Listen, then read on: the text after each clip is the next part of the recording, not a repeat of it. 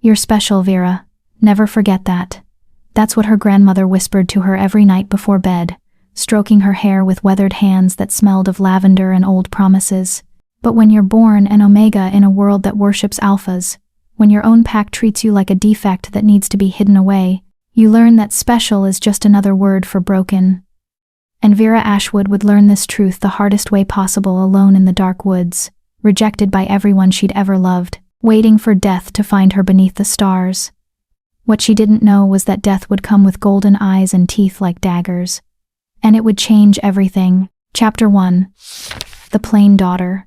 The Ashwood pack didn't celebrate when Vera was born.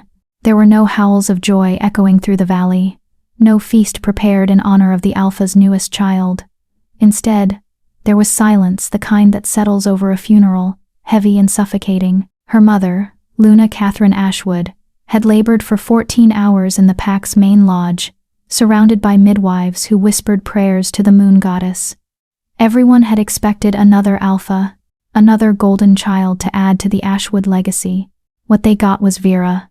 Small, weak, Omega. Vera grew up knowing she was a disappointment before she could even walk, while her sister, Aurora, was paraded through pack gatherings like a prize jewel. Her alpha aura so strong it made visiting wolves bow their heads in submission. Vera was kept in the background, hidden, a secret shame. "Don't slouch, Vera," her mother would hiss at pack dinners, her perfectly manicured nails digging into Vera's shoulder. "At least, try to look presentable." Aurora would laugh, the sound like wind chimes, beautiful and careless. "Mother, let her slouch. It's not like anyone's looking at her anyway." The worst part? Aurora was right. Vera was 17 now, and she'd perfected the art of being invisible. She wore neutral colors, grays and browns that helped her blend into the woodwork. She kept her honey blonde hair tied back in a simple braid, never styled like Aurora's cascading golden curls. She'd learned to make herself small at gatherings, to occupy as little space as possible, to ensure her Omega scent, soft rain and wild chamomile, was always masked with scent blockers, because Omega scent attracted the wrong kind of attention. "You're lucky you're even allowed at these events," Aurora had told her once, applying crimson lipstick in the mirror they shared. Well, that Aurora had claimed. Vera was only allowed to use it when her sister wasn't around. "Father wanted to send you to the Omega quarters with the others. I convinced him to let you stay in the family wing. You should thank me." Vera never thanked her, because she knew the truth. Aurora kept her close not out of love, but to have a constant comparison. Next to Vera, Aurora shone even brighter. The Ashwood territory sprawled across the northern mountains, an expanse of pine forests and rocky peaks that had belonged to their bloodline for 7 generations. The pack lodge was built from ancient timber and stone, grand and imposing, with the Alpha's family quarters occupying the entire 3rd floor. Vera's room was the smallest, barely larger than a closet, tucked at the end of the hall near the servants' stairs. Aurora's suite was 4 times the size, with floor-to-ceiling windows overlooking the valley. "You don't need much space," her mother had said when Vera was 12, watching as servants moved her belongings to the smaller room. "It's not like you'll be inheriting anything. This is temporary until you're placed." The word every Omega feared. In the werewolf world, Omegas were commodities. They were married off to strengthen alliances, given to powerful Alphas as mates, whether they wanted it or not. They had no choice, no voice. The moon goddess had cursed them with biology that made them weak during heats, vulnerable, dependent. Vera had just experienced her first heat 6 months ago. It had been hell, 3 days of fever and pain and desperate need that made her want to claw her own skin off. She'd locked herself in her tiny room, biting down on her pillow to muffle the whimpers. No one checked on her. Not her mother, not Aurora, not even her father. When it was over, when she'd finally emerged pale and shaking, her father had summoned her to his study. Alpha Richard Ashwood was a mountain of a man, 6'5", broad-shouldered, with silver streaking through his dark hair. His presence was suffocating. When he looked at Vera, his steel-gray eyes held nothing but disappointment. "You're of age now," he'd said, not bothering with pleasantries. "I've received 3 offers for your hand, 2 from neighboring packs, 1 from the Crescent Valley pack down south. Vera's heart had dropped into her stomach. "Father, you don't speak unless I ask you a question." His voice was ice. "I'll be reviewing the offers over the next few months. Whichever alliance benefits the Ashwood Pack most, that's where you'll go. Understood?" She'd nodded, throat tight. "You're dismissed." That was 2 months ago. Since then, Vera had lived in a state of constant dread, waiting for her father to make his decision, waiting to learn which stranger she'd be forced to spend the rest of her life with. But everything changed the night of the Harvest Moon Festival. The festival was the biggest event of the year, a celebration where all the packs in the northern region gathered to honor the moon goddess and strengthen bonds. This year, the Ashwood Pack was hosting, which meant their lodge was filled with visiting alphas, betas, and even a few omegas from other territories. Vera had been assigned to serving duty, while Aurora wore a stunning emerald gown and mingled with visiting dignitaries. Vera wore a plain servant's dress and carried trays of drinks through the crowded Great Hall. "More wine," an alpha from the Riverside Pack demanded, shoving his empty glass at her without even looking. "Yes, sir," Vera murmured, refilling it. She was near the kitchen doors when she heard Aurora's laugh ring out above the music. Vera glanced over and felt her chest tighten. Her sister was standing with Damon Blackthorn Alpha of the most powerful pack in the region. He was breathtakingly handsome, tall and lean with dark hair and sharp features that looked carved from marble. But it was his eyes that people talked about, ice blue, intense, capable of pinning you in place with a single glance. Aurora had been pursuing him for months. Everyone knew it.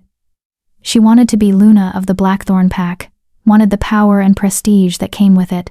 "She's going to get what she wants," another servant whispered beside Vera. "Look at him. He can't take his eyes off her." It was true. Damon was watching Aurora with an expression Vera couldn't quite read. Interest? Fascination? Pain lanced through Vera's chest, not jealousy exactly, but something worse. Longing. Not for Damon specifically, but for what Aurora had: choice, freedom, the ability to pursue what she wanted, rather than being sold off like livestock. "You." Vera jumped. An older beta woman was glaring at her. "Stop daydreaming and bring more appetizers to the high table. Now." "Yes, ma'am." Vera hurried toward the kitchens, head down, trying to be invisible. She was so focused on not being noticed that she didn't see the person stepping backward until it was too late. She crashed directly into them. The tray went flying. Glasses shattered. Wine splashed across expensive clothing. Vera's horror was absolute. She'd just spilled an entire tray of drinks on. "Watch where you're going." Aurora, her sister, stood there. Emerald dress now stained dark red with wine, her face contorted with rage. The entire hall had gone silent. Everyone was staring. "You clumsy, worthless." Aurora raised her hand. The slap cracked across Vera's face like a whip. Her head snapped to the side, cheek exploding with pain. "Aurora!" Their mother appeared, face pale. But she wasn't rushing to Vera's defense. She was looking at the gathered crowd, at the visiting dignitaries witnessing this humiliation. "Take this. Take her out of here. Now." 2 servants grabbed Vera's arms, hauling her toward the side exit. Through blurry vision, she caught one last glimpse of the hall. Aurora was being comforted by several alphas. Their mother was apologizing profusely to Damon Blackthorn, and her father. Her father was looking at Vera with pure disgust. She'd embarrassed the pack. In front of everyone. Vera knew she just knew that she'd crossed a line she could never come back from. Chapter 2. The punishment. They threw Vera into her room like she was garbage. She hit the floor hard, palms scraping against the rough wooden boards. The door slammed shut behind her, followed by the distinct click of a lock turning. They'd locked her in. Like a prisoner. Vera pushed herself up slowly, her cheek still throbbing from Aurora's slap. Her hands were shaking. Her chest felt too tight, like something was crushing her ribs from the inside. She'd ruined everything. The festival was supposed to showcase the Ashwood Pack's strength, their hospitality, their prestige. Instead, Vera had made them look incompetent, careless, weak. She sank onto her narrow bed, pulling her knees to her chest. The sounds of the festival continued below, music and laughter filtering up through the floorboards. Life going on as if she didn't exist. As if she'd never existed at all. Hours passed. The music eventually faded. Footsteps echoed through the halls as guests retired to their rooms. Vera sat in the darkness, waiting. She knew her father would come. He always did when she'd disappointed him. The lock clicked open just after midnight. Alpha Richard Ashwood filled the doorway, his massive frame backlit by the hallway torches. He didn't enter, just stood there, looking at her with those cold gray eyes. "Do you have any idea what you've done?" His voice was quiet, deadly quiet. Vera's throat closed up. "Father, I'm sorry. I didn't mean to." Damon Blackthorne was about to announce his intention to court Aurora. Each word was measured, precise. He was going to declare it publicly, in front of all the regional alphas. Do you understand what that means? The Blackthorne pack allying with ours through marriage? The power that would bring? Vera's stomach dropped. I didn't know. Of course you didn't know. Because you never think beyond your own clumsiness, your own inadequacy. He stepped into the room, and Vera instinctively pressed herself against the wall. After your little spectacle, Damon left. Didn't even finish his drink. Said he needed to reconsider some things. No. The word came out as a whisper. Aurora is devastated. Your mother is humiliated. And I. He exhaled slowly, like he was trying to control himself. I have been far too lenient with you, Vera. I've let you live in this house, eat at our table, bear our name, despite what you are. What you are. Omega. Defective. Broken. I made a decision tonight, her father continued. The Crescent Valley Pack's offer for your hand? I'm accepting it. Alpha Garrett's son needs a mate, and you'll be leaving with their delegation in the morning. The room spun. In the morning? Father, please. You should be grateful. Garrett is being extraordinarily generous, considering his son is damaged. A training accident left him scarred, partially blind. No respectable Omega wants him. Richard's smile was cruel. But you're not respectable, are you? You're a stain on this family, and now you'll be someone else's problem. Tears burned Vera's eyes, but she refused to let them fall. Refused to give him the satisfaction. You'll be ready at dawn. Pack only what you can carry. Everything else stays here. He turned to leave, then paused. Oh, and Vera? Don't bother saying goodbye to anyone. No one wants to see you. The door closed. The lock clicked. Vera sat frozen for a long moment, her father's words echoing in her skull. Tomorrow. Dawn. Gone. She was being shipped off to marry a stranger, someone even other Omegas rejected.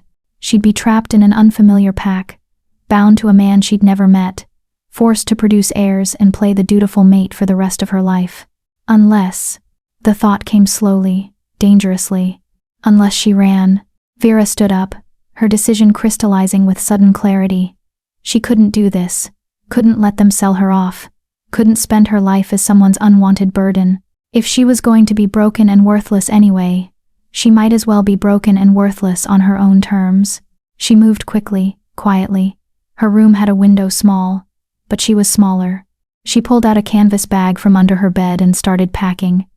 Spare clothes, a water canteen, matches, a hunting knife her grandmother had given her years ago. Not much, but it would have to be enough. The lodge was silent now.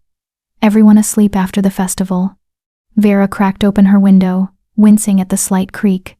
Cold night air rushed in, carrying the scent of pine and distant rain. 3 stories up. Too high to jump safely. But there was a drain pipe running down the side of the building, just a few feet to the left. If she could reach it. Vera climbed onto the windowsill, bag slung across her back. Don't look down. Just don't look down. She stretched out her arm, fingers grasping for the pipe. Almost. Got it. She swung her body weight over, feet scrambling for purchase against the stone wall. The pipe groaned under her weight, but held. Vera began climbing down, inch by inch, her heart hammering so hard she thought it might burst from her chest. Halfway down, her foot slipped. She bit back a scream as she slid several feet, the rough metal scraping her palms raw, but she managed to catch herself, clinging desperately to the pipe. Breathe. Just breathe.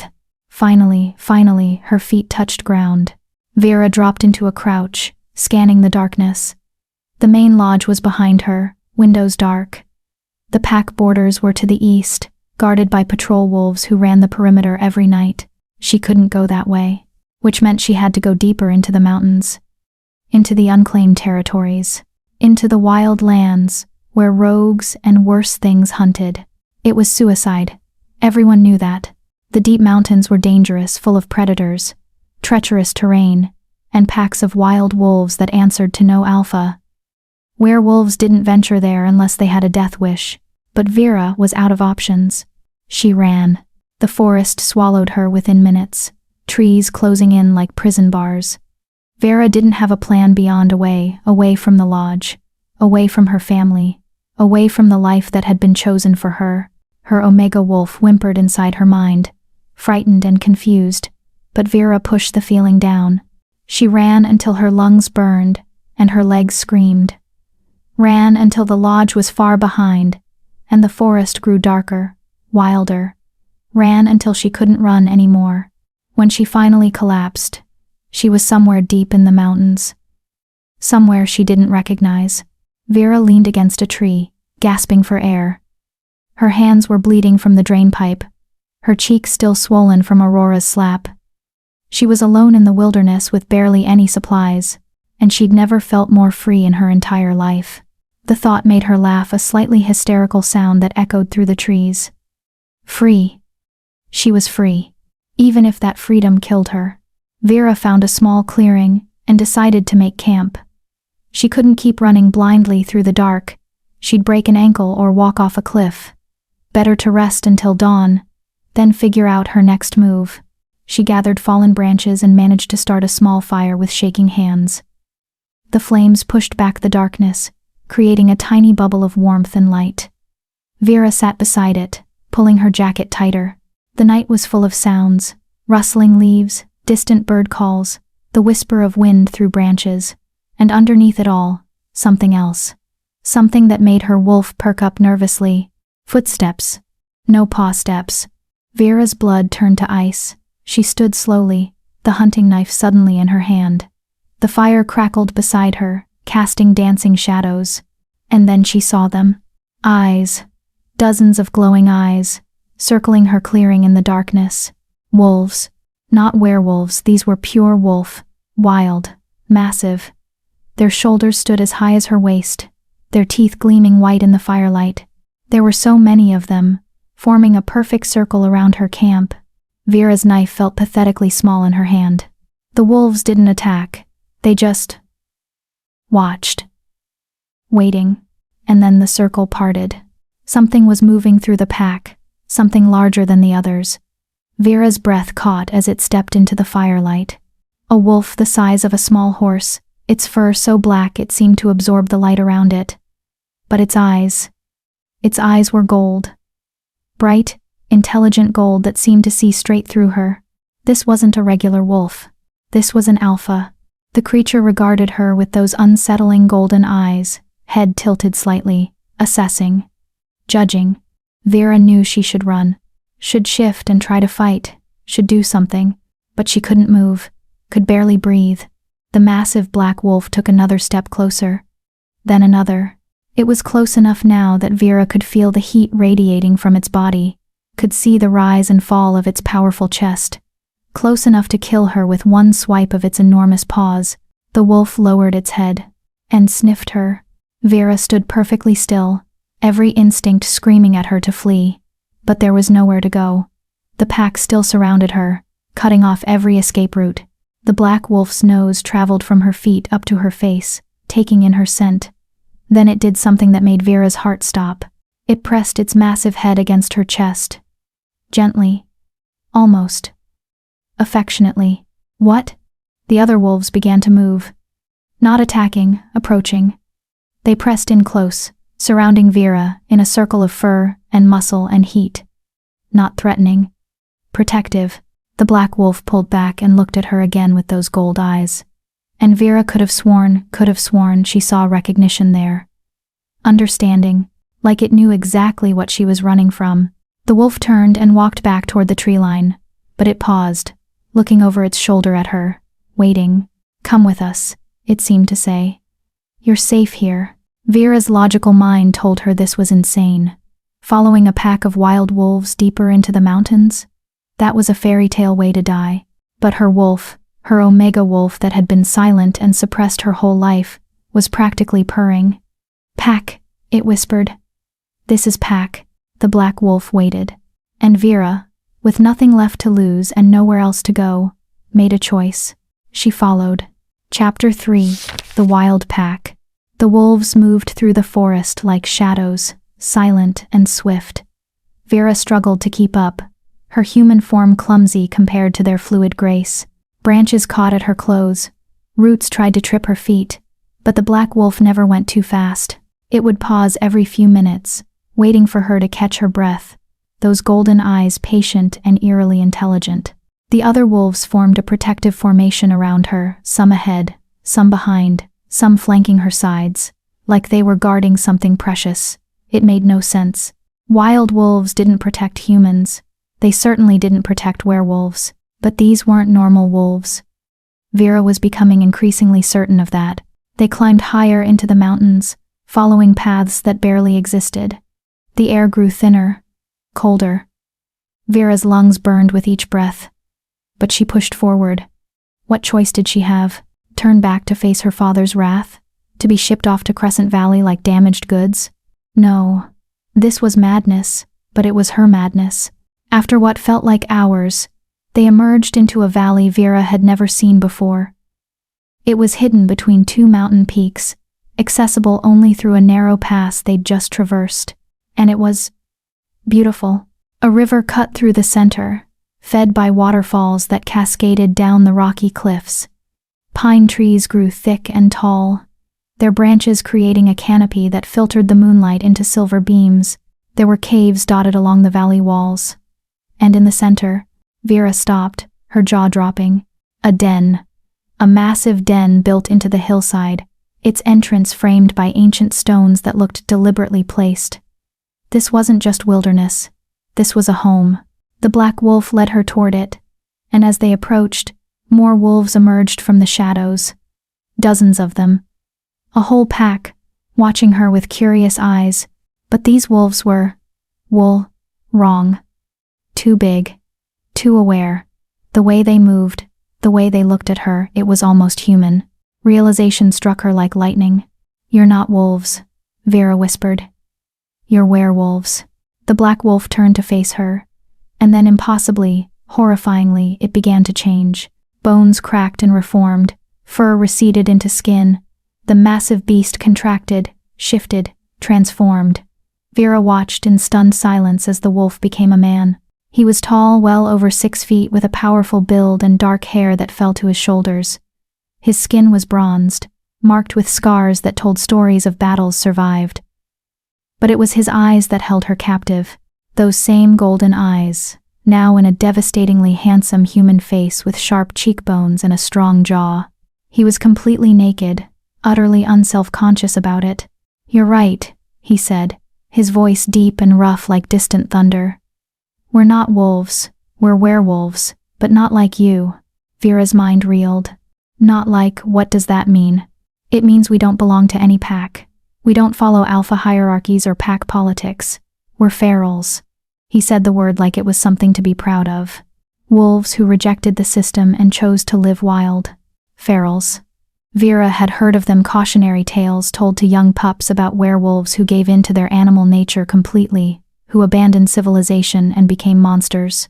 They were supposed to be mindless, violent, dangerous, but this man, this feral alpha, was looking at her with perfect clarity, and something that almost looked like kindness.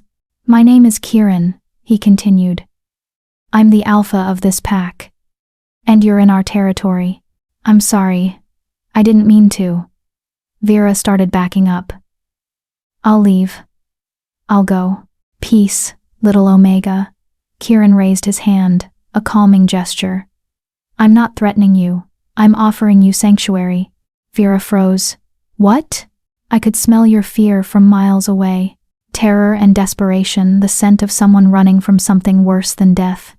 His golden eyes studied her face, taking in the bruise on her cheek, the raw scrapes on her palms. You're pack-born, well-bred, from the smell of you. But you ran. Why?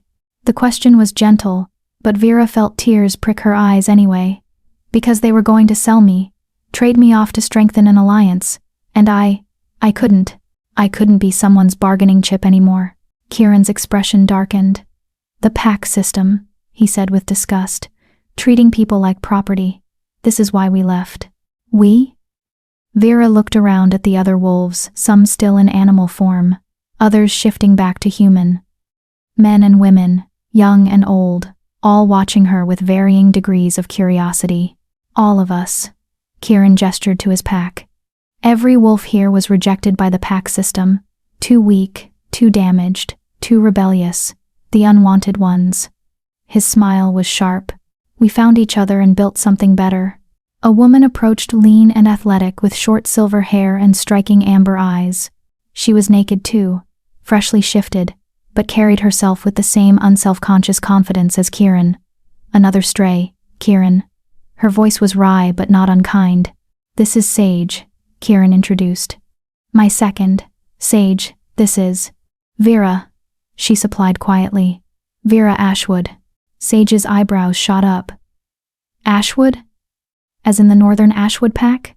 Vera nodded, bracing for judgment, but Sage just laughed, a bright, startling sound. Oh, I bet Richard is losing his mind right now. His precious bloodline, running off into the wilderness. She grinned at Vera. I like you already. You know my father? Know of him, Sage corrected. I was from the Riverside Pack originally. Left 3 years ago, when my alpha tried to force me into a mating with his brother. Killed the brother when he tried to claim me anyway, she said it matter-of-factly, like discussing the weather. Been feral ever since. Best decision I ever made. Vera stared at her. This woman had killed an alpha and lived, had chosen freedom over submission and survived. It seemed impossible. You're safe here, Kieran said, drawing Vera's attention back to him. No one will force you into anything. No one will hurt you. You can stay as long as you need to decide what you want to do next. I don't understand, Vera said slowly. Why are you helping me? You don't know me. Kieran's expression softened. Because I was you once. 14 years ago, I was a young alpha in the Shadow Pine Pack.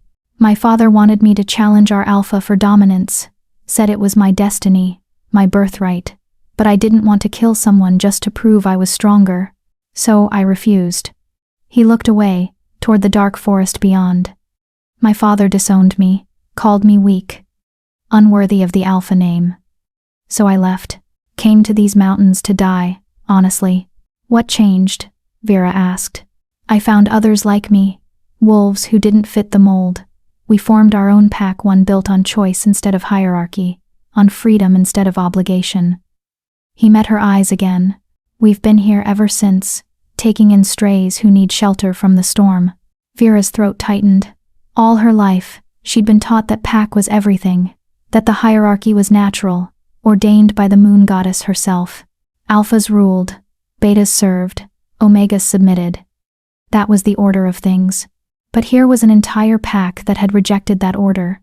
And they seemed happy. I can't shift, Vera blurted out suddenly.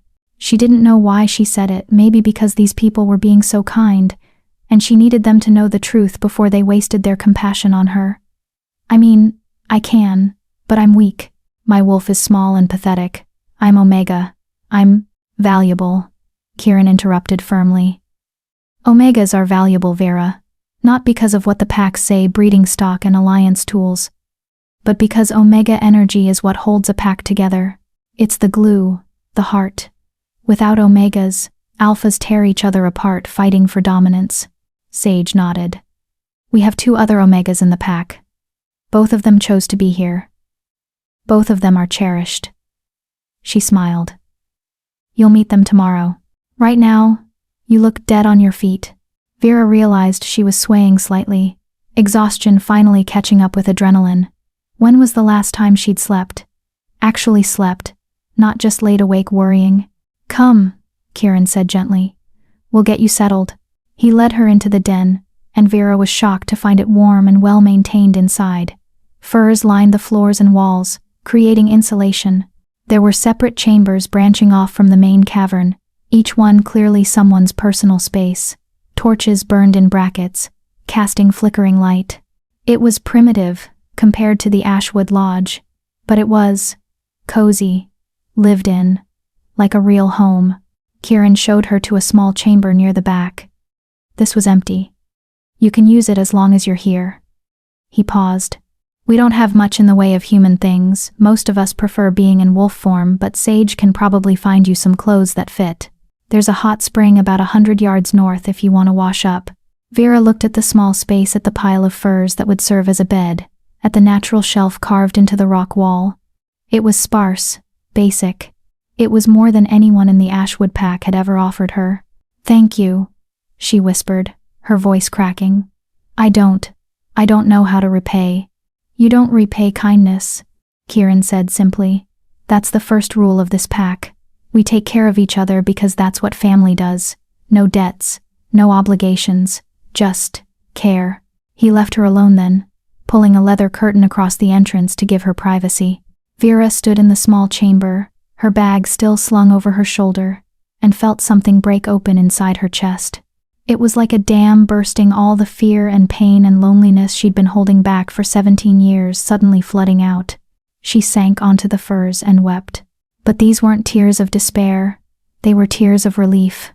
Because for the first time in her life, someone had looked at her at broken, worthless, Omega Vera, and said, "You're valuable, you're safe, you belong." And she'd believed them. Vera woke to sunlight streaming through a crack in the rock wall.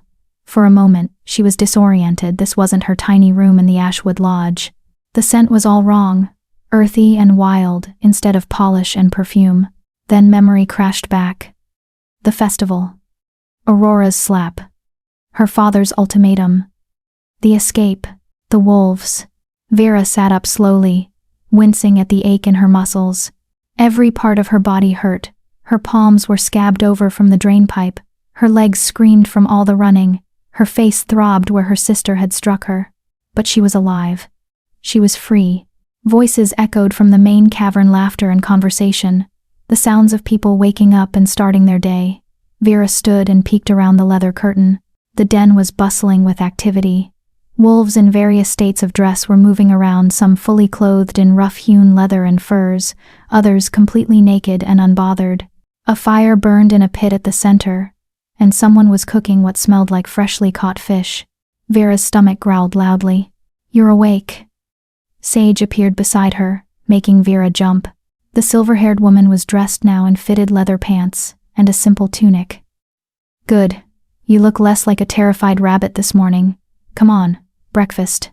She didn't wait for Vera to respond, just grabbed her arm and pulled her into the main cavern. Wolves looked up as they passed, offering nods and curious smiles. No one stared at the bruise on her face.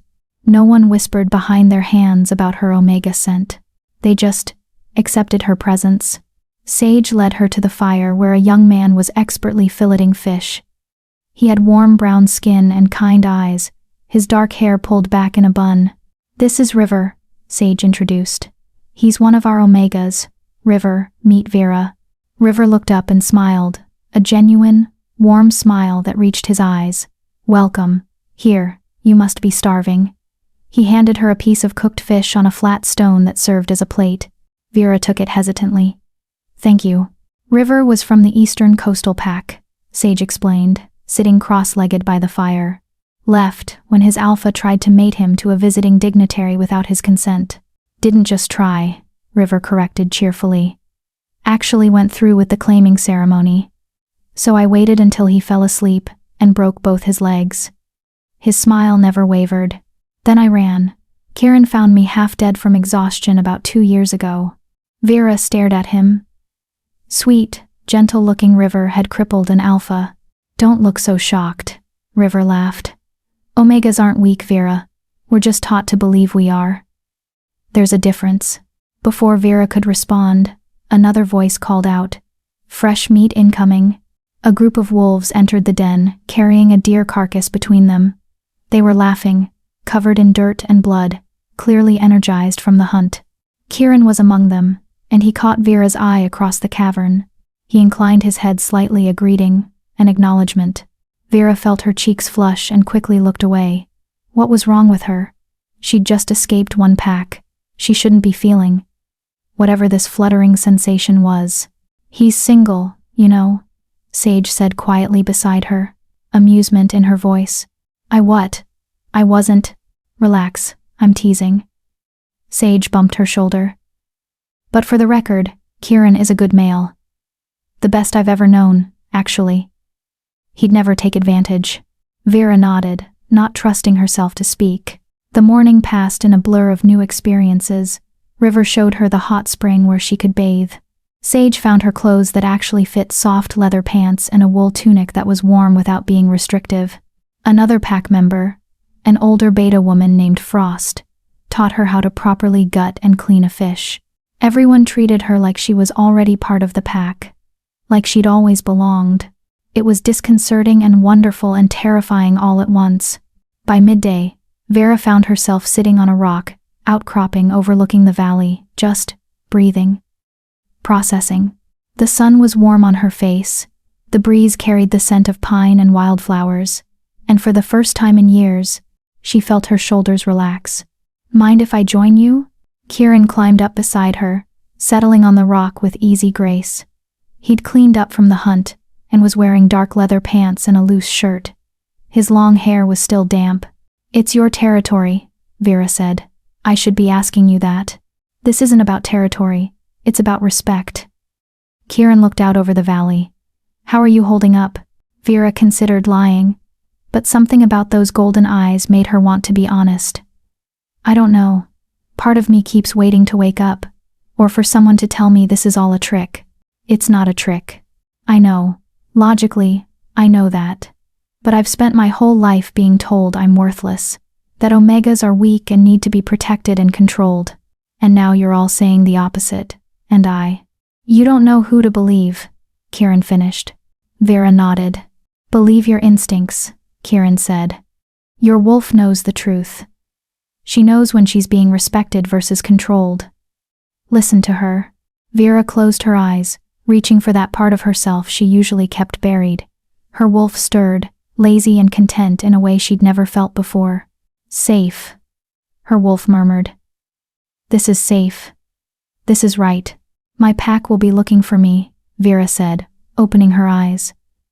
My father won't let me go without consequences. He'll send trackers. Let them come. Kieran's voice was hard. This valley is warded by magic older than the pack system. Your father's trackers won't be able to find it unless we want them to. You're under my protection now, Vera. No one takes wolves from my pack against their will. The certainty in his voice made something warm unfurl in Vera's chest. Protection. Real protection. Not the conditional kind that came with endless strings attached. Why are you doing this? She asked. Really? You could have just let me pass through, sent me on my way. Kieran was quiet for a long moment. Then, because I remember what it feels like to have nowhere to go, to be rejected by the people who were supposed to love you unconditionally. I swore when I formed this pack that I'd never turn away someone who needed sanctuary. He looked at her. You needed sanctuary, Vera. So I gave it. Simple as that. It wasn't simple. Nothing about this was simple. But sitting here in the sunshine with this feral alpha who'd offered her safety without demanding anything in return, Vera felt something shift inside her. Hope. Fragile and tentative, but real. Maybe, just maybe, there was a life beyond the one she'd been born into. Maybe she could actually be free. Chapter 4. Learning to be wild. The days blurred together in a way that should have been disorienting but somehow felt natural. Vera fell into the rhythm of the feral pack like she'd always belonged there, waking with the sunrise, helping with daily tasks, learning skills she'd never been taught in the Ashwood Lodge. It had been a week since she'd arrived, and already the Ashwood pack felt like a distant nightmare. You're gripping too tight, Sage said, adjusting Vera's fingers on the bow. Archery is about letting go, not holding on. They were in a clearing about half a mile from the den, practicing. Sage had insisted that every member of the pack needed to know how to hunt and defend themselves, regardless of designation. Omegas don't fight in my old pack, Vera said, focusing on the target, a crude circle carved into a tree trunk 50 feet away. That's because your old pack was run by idiots. Sage stepped back. Now breathe out and release. Vera exhaled slowly and let the arrow fly. It wobbled through the air and struck the tree, not the target, but at least she'd hit something. Better. Sage clapped her on the shoulder. Last week you couldn't even draw the bowstring. Progress. Pride bloomed warm in Vera's chest. Such a small thing hitting a tree with an arrow, but it felt monumental, like proof that she was capable of more than she'd been told. Again, Sage instructed, handing her another arrow. They practiced until Vera's arms trembled with exhaustion, but she didn't complain. Each arrow that flew felt like shedding another piece of the helpless Omega she'd been raised to be. When they returned to the den, River was teaching a group of younger wolves how to identify medicinal herbs. He waved Vera over enthusiastically. Perfect timing. I need someone to test my new salve. He held up a clay pot filled with green paste. It's for healing bruises and inflammation. That mark on your face is fading, but this should help it along. Vera touched her cheek self-consciously. The bruise from Aurora's slap had yellowed at the edges, but it was still visible. A reminder of who she'd been. What she'd escaped. River dipped his fingers in the salve and gently applied it to her face. His touch was careful, professional. There. Should take the last of the swelling down by tomorrow. Thank you, Vera said softly. You didn't have to. Yes, I did. River's warm eyes met hers. We take care of our own here. That includes you. Our own. The words settled over Vera like a blanket. She was part of something now. Not just tolerated, but wanted. River. One of the younger wolves, a beta boy who couldn't be older than 16, spoke up nervously. Can Omegas really be healers? My old pack said Omegas were only good for breeding and looking pretty? River finished with a wry smile. The boy nodded, embarrassed. That's what they want you to believe. But Omegas have always been healers, caregivers, the heart of the pack. We're naturally attuned to others' pain, which makes us excellent at treating it. The pack system just twisted that gift into a weakness. He turned to address all the young wolves. Every designation has strengths. Alphas are natural leaders and protectors. Betas are adaptable and stable. Omegas are empathetic and nurturing. But those are tendencies, not limitations. An alpha can be a healer. A beta can be a leader. An omega can be a warrior. He glanced at Vera with a knowing smile. Never let anyone tell you what you can't do based on what you were born as. The young wolves nodded, absorbing this lesson. Vera felt her throat tighten with emotion. This was what pack should have been all along. Teaching, supporting, empowering, not controlling. That evening, the entire pack gathered around the central fire for dinner. It had become Vera's favorite time of day, the moment when everyone came together to share food and stories. There was no hierarchy here, no high table where alphas sat above everyone else. Kieran ate beside the newest pack member with the same easy camaraderie he showed his second. Tell us a story, Frost, one of the younger wolves called out. The older beta woman smiled, her weathered face crinkling. All right, let me tell you about the moon goddess and the first wolf. Vera listened, mesmerized, as Frost wove a tale she'd never heard before, a version of their origin story, where the moon goddess didn't create hierarchies or designations. In this telling, she created wolves to be free, wild, and equal. It was humans who'd later corrupted the gift with their need for order and control. Is that true?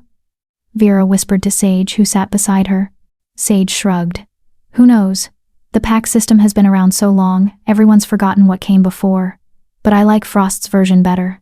Makes more sense that we'd twist a blessing into chains ourselves. Very human of us. When the story ended, Kieran stood. We have a hunt planned for tomorrow. The deer population is moving south for winter, so it's our last chance for a good stalk before the cold really hits. I need volunteers. Hands shot up around the circle. Alphas, betas, even River raised his hand. Vera, Kieran's golden eyes found her across the fire. You've been training with Sage. You ready to join your first pack hunt? Every eye turned to her. Vera's instinct was to shrink back, to make herself small and decline. Pack hunts in the Ashwood territory were alpha affairs. Omegas stayed behind, safe and useless. But River's words echoed in her mind. Never let anyone tell you what you can't do based on what you were born as. And beneath that, her wolf stirred with eager energy. Hunt. Want to run with Pack. Vera lifted her chin. Yes. I'm ready. Kieran's smile was proud. Good. We leave at dawn. Vera barely slept that night, too anxious and excited. Her wolf was practically vibrating with anticipation, pushing at her skin like she wanted to burst free and run right now. Patience, Vera told her. Soon, when dawn finally broke, she was already awake and dressed. The hunting party gathered outside the den, 12 wolves in total, including Kieran, Sage, River, and several others Vera had gotten to know over the past week. The rules are simple, Kieran addressed them in the pre-dawn darkness. We move as one. The goal is to separate a deer from the herd and take it down cleanly. No unnecessary suffering. We take what we need, nothing more, and we thank the prey for its sacrifice. Understood? Everyone nodded. Then shift. Let's run. The pack erupted into transformation. Bones cracked and reformed. Skin rippled and sprouted fur. Within moments, 12 wolves stood where humans had been. Vera had never shifted in front of others before. In the Ashwood pack, she'd always hidden away during transformations, ashamed of her small, weak wolf form. But here, no one was watching her with judgment. They were focused on the hunt ahead. She let go. The change swept through her like a wave, painful but exhilarating. Her bones shortened and reshaped, her muscles compressed and restructured. Fur sprouted across her skin in shades of honey gold and cream. In seconds, she stood on 4 legs instead of 2. Her wolf form was small compared to the others, barely reaching Kieran's shoulder. But she felt powerful, connected to the earth beneath her paws, to the wind carrying 1,000 scents, to the pack surrounding her with warm, welcoming energy. Kieran, massive and black as midnight approached, and touched his nose to hers, a greeting, an acceptance. Then he threw back his head and howled. The pack answered, voices rising in a chorus that echoed through the mountains. And Vera, for the first time in her life, added her voice to the song. Her howl was higher, softer than the others, but it blended perfectly with the harmony. This was what she'd been missing, this connection, this belonging. Run. Kieran's mental voice touched her mind. Pack bonds allowed limited communication in wolf form, and apparently the feral pack's bonds were strong. Stay close. Trust your instincts. Then they were moving. The pack flowed through the forest like liquid shadow, silent and coordinated. Vera ran in the middle of the formation, protected but not coddled. Her smaller size actually worked to her advantage. She could dart between trees and under branches that the larger wolves had to go around. The scent of deer hit her nose like a physical thing. Fresh, close. There, Sage's voice echoed in her mind. 200 yards ahead, herd of 8. We take the old buck at the rear, he's limping. The pack adjusted course smoothly. Vera's heart pounded with exhilaration as they closed the distance. She could see the deer now through the trees, grazing in a small clearing. The buck Sage had mentioned was indeed favoring his left rear leg. Circle formation, Kieran commanded. Don't attack until I give the signal. We do this with honor. The pack spread out, creating a wide perimeter around the deer herd. The animals sensed danger but couldn't pinpoint the direction the wolves were downwind, silent, invisible. Now, they moved as one. The deer scattered in panic, but the pack had already cut off most escape routes. The old buck tried to run despite his injury, but Sage and another wolf herded him away from the herd, toward Kieran. Vera watched in awe as Kieran took the buck down, with one precise leap, jaws closing around the throat. The kill swift and merciful. The buck barely had time to struggle before it was over. Well done. Kieran's voice carried approval to the whole pack. Vera. Approach. Vera hesitated, then picked her way forward.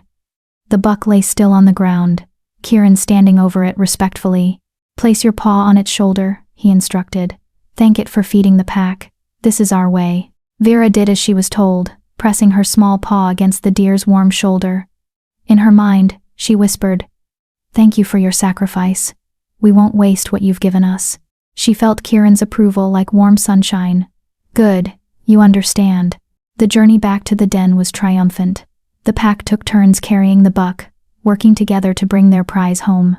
Vera helped as best she could, her smaller jaws gripping the deer's leg as she pulled alongside River. "You did well for your first hunt." River's voice touched her mind, warm with pride. "I was terrified my first time, hid behind Kieran the whole chase." "Really?" Vera couldn't imagine brave, confident River being scared of anything. "Really. Being Omega doesn't mean we're naturally brave. We just learn to fake it until it's real." His mental voice carried humor. "You're learning faster than I did." When they returned, the pack worked together to process the deer. Kieran showed Vera how to properly butcher the meat, which parts were best for immediate cooking versus preservation. Nothing was wasted. The hide would be cured for clothing, the bones used for tools, even the organs carefully harvested. "This is respect," Kieran explained as they worked. His hands were bloodied but gentle. "Taking a life to sustain our own is necessary, but we honor the sacrifice. We use everything, waste nothing, and we're grateful." It was so different from the Ashwood pack, where hunting was sport, where alphas would kill for the thrill and leave carcasses to rot as displays of dominance. "You're thinking about your old pack," Kieran observed, reading her expression. Vera nodded. "They never taught me any of this.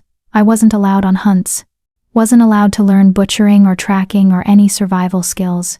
I was just decorative, useless." "You were never useless." Kieran's golden eyes were fierce. "They made you dependent so you'd be easier to control. That's what the pack system does. It takes natural gifts and perverts them into weaknesses, makes Omegas helpless so they'll accept being property." His anger on her behalf made Vera's chest tight. "Is that why you left? Because you saw through the system?" "Partly." Kieran was quiet for a moment, his hands still working. "But mostly I left because I refused to kill my best friend to prove I was alpha enough. The pack system demands constant dominance challenges, constant violence to maintain hierarchy. I was tired of it, tired of watching good wolves die for pride." "What happened to your friend?" "He's alpha of the Shadowpine pack now. We don't speak. Me leaving was seen as betrayal, but I hear he's doing well. Better than I could have, probably. He actually wanted the position." Kieran glanced at her. "Not everyone is suited for the life they're born into, Vera. There's no shame in wanting something different." "I used to think there was something wrong with me," Vera admitted quietly, "for not wanting what I was supposed to want. For dreaming about running away instead of accepting my fate. There's nothing wrong with wanting freedom. That's the most natural thing in the world." They worked in comfortable silence after that, side by side, until the deer was fully processed and the meat hanging to dry. That night, the pack feasted on fresh venison. Vera ate until she was pleasantly full, surrounded by wolves who laughed and told stories and included her in every conversation. She was part of something real here, something good. As the fire died down and pack members drifted off to sleep, Vera found herself alone by the embers with Kieran. He was carving something from a piece of antler, one of the points from today's buck. "What are you making?" she asked. "A pendant, for you." He held it up, a small disc with a crescent moon carved into the surface. "It's tradition in our pack. When someone completes their first successful hunt, they get a token to commemorate it." Vera's breath caught. "You don't have to. I want to." Kieran threaded a leather cord through the hole he'd drilled in the pendant and held it out. "May I?" Vera nodded, unable to speak. Kieran stood and moved behind her, gently lifting her braid to fasten the pendant around her neck. His fingers were warm against her skin, sending little sparks of awareness through her. The pendant settled just below her collarbone, the carved moon catching the firelight. "There," Kieran said softly, moving back around to face her. "Now you're officially pack." Tears pricked Vera's eyes. "I don't know what to say." "You don't have to say anything." His smile was gentle. "Just keep being yourself. Keep growing into who you're meant to be. That's enough." Vera touched the pendant, feeling the smooth bone warm beneath her fingers. A week ago, she'd been broken, worthless, running into the wilderness to die. Now, she was a hunter, a pack member, someone with value beyond what she could provide to others. Subscribe if you believe Vera deserves this second chance, because wolves like Vera need people who won't abandon them when they finally find where they belong. Drop a comment if you know what it's like to finally find your pack. Kieran, Vera said, her voice thick with emotion. Thank you. For everything. For seeing me when no one else did. His golden eyes held hers in the firelight. I've always seen you, Vera. From the moment you stumbled into our territory, terrified but still standing. You've always been strong. You just needed a place where that strength was allowed to grow. Something passed between them in that moment. Understanding, connection. Something deeper that Vera wasn't ready to name. Her wolf stirred restlessly, drawn to this alpha in ways that scared and thrilled her, but she pushed those feelings down. She'd just escaped being forced into a mating. The last thing she needed was to develop feelings for someone else, no matter how kind he was. Still, as she settled into her den for the night, the pendant resting against her heart, Vera couldn't help but smile. For the first time in 17 years, she was happy, and she was just beginning to realize how powerful a feeling that was. Chapter 5. The Search Party. Vera woke to the sound of urgent voices and the acrid scent of fear. Something was wrong. She scrambled out of her chamber, still half asleep, and nearly collided with River, who was rushing past. "What's happening?" she asked, grabbing his arm. River's warm eyes were troubled. Scouts just reported movement at the eastern border. A search party.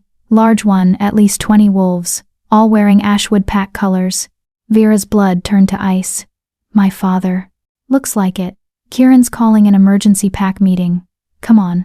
They hurried to the main cavern where the entire pack was already gathering. Kieran stood at the center, his presence commanding attention even in human form. Sage was beside him, along with 3 wolves, Vera recognized as the pack's best scouts, Ghost, Raven, and Talon. Report, Kieran ordered, his voice clipped and professional. Ghost, a lean woman with silver-streaked hair, stepped forward. 23 wolves total, led by an alpha male matching Richard Ashwood's description. They're using tracking magic blood scent specifically. They have something of Vera's, probably from her room. Vera's stomach dropped. Of course they did.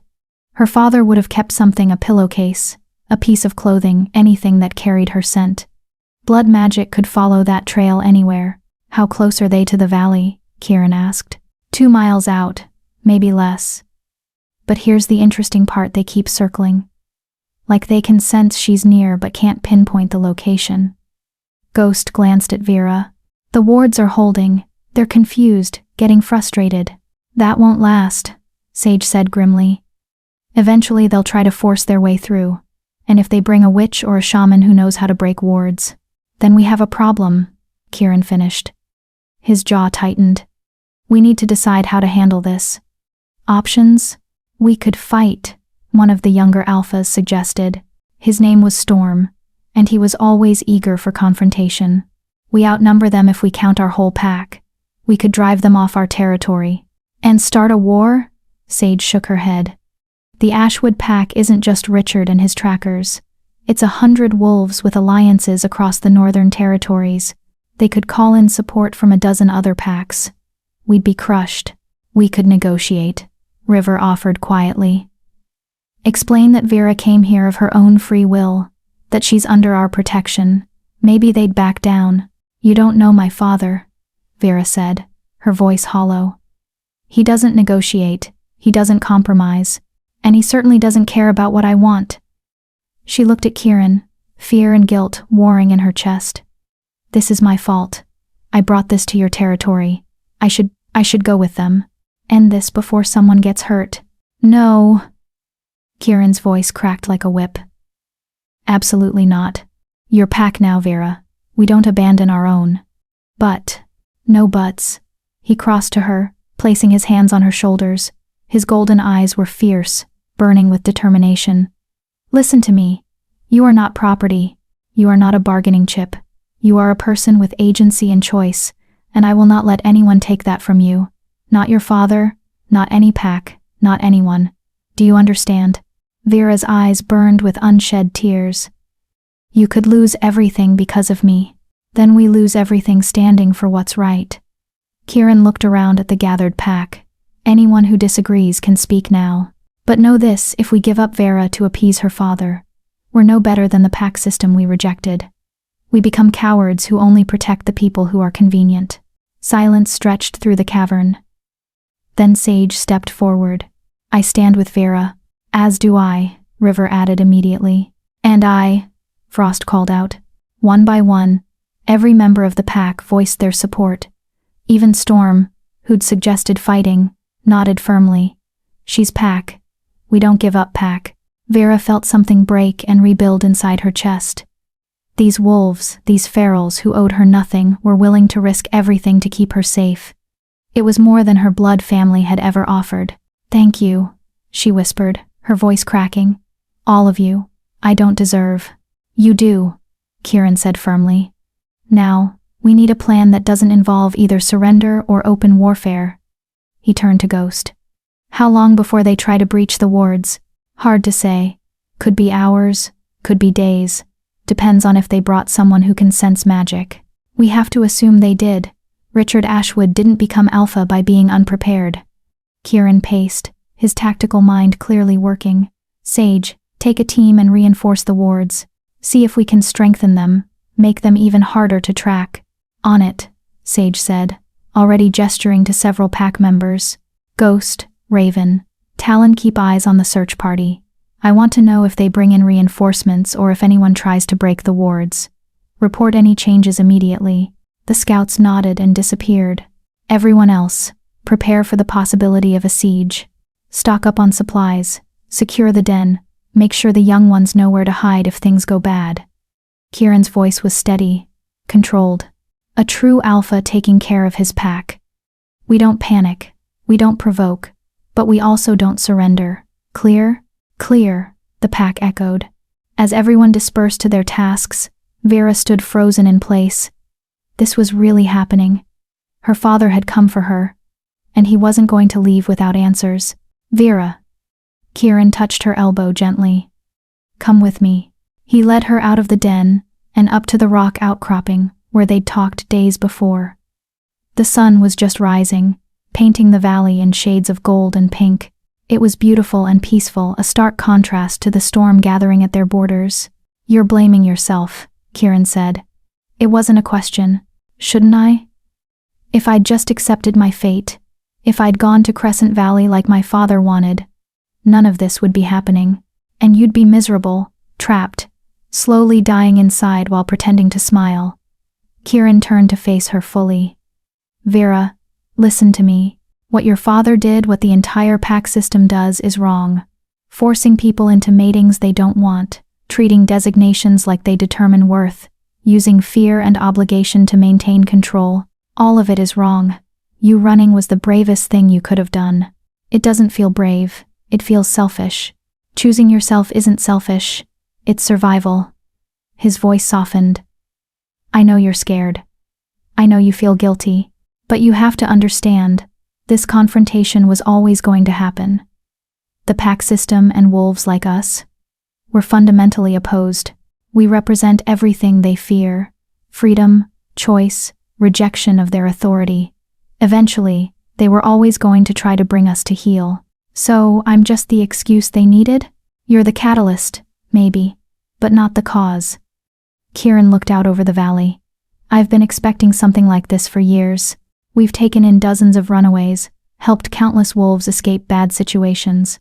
The established packs have tolerated us because we stay hidden, stay out of their politics. But we were always going to cross a line eventually. I just wish it wasn't my line, Vera said quietly. I don't. When she looked at him in surprise, Kieran smiled slightly. Because if it wasn't you, it would have been someone else. And I'm glad I get to fight for you specifically. You deserve to be fought for. The sincerity in his voice made Vera's chest ache. How did he do that? Make her feel valuable with just a few words, when 17 years of her life had taught her she was worthless? What if they breach the wards? She asked. What if they get through? Then we deal with it, together. Kieran's golden eyes held hers. But Vera, I need you to promise me something. No matter what happens, no matter how bad it looks, don't sacrifice yourself to save us. Don't go with them thinking it'll make things better. It won't. It'll just teach them that threatening the people you love is an effective strategy. The people I love? Vera's heart stuttered. Your pack, Kieran clarified, though something in his expression made her wonder if he meant something more. Promise me, Vera, you won't give up. Vera thought about her grandmother's words, whispered so long ago. You're special, Vera. Never forget that. At the time, she'd thought it was a comforting lie, but maybe her grandmother had seen something Vera was only now beginning to understand. She wasn't broken. She was just born into a system designed to make her feel that way. I promise, Vera said. I won't give up. Good. Kieran's smile was warm, proud. Now come on. Let's go help Sage with those wards. You might be surprised what an Omega can do with protective magic. The next several hours were a flurry of activity. Sage taught Vera how to weave her energy into the existing wards. Apparently, Omega energy was particularly good for protective magic because it focused on nurturing and preservation rather than force. Think of it like you're wrapping the valley in a blanket, Sage instructed as they stood at one of the ward anchors, an ancient stone covered in carved symbols. You want to hide it, keep it safe, channel that feeling into the stone. Vera placed her hands on the rock and reached for her wolf. Usually she suppressed her Omega nature, the instinct to protect and care for others. But now she let it flow freely, pouring that energy into the ward. The stone warmed beneath her palms. The carved symbols began to glow with soft golden light. Yes, Sage laughed. Moon's mercy, you're a natural. The ward is strengthening, I can feel it.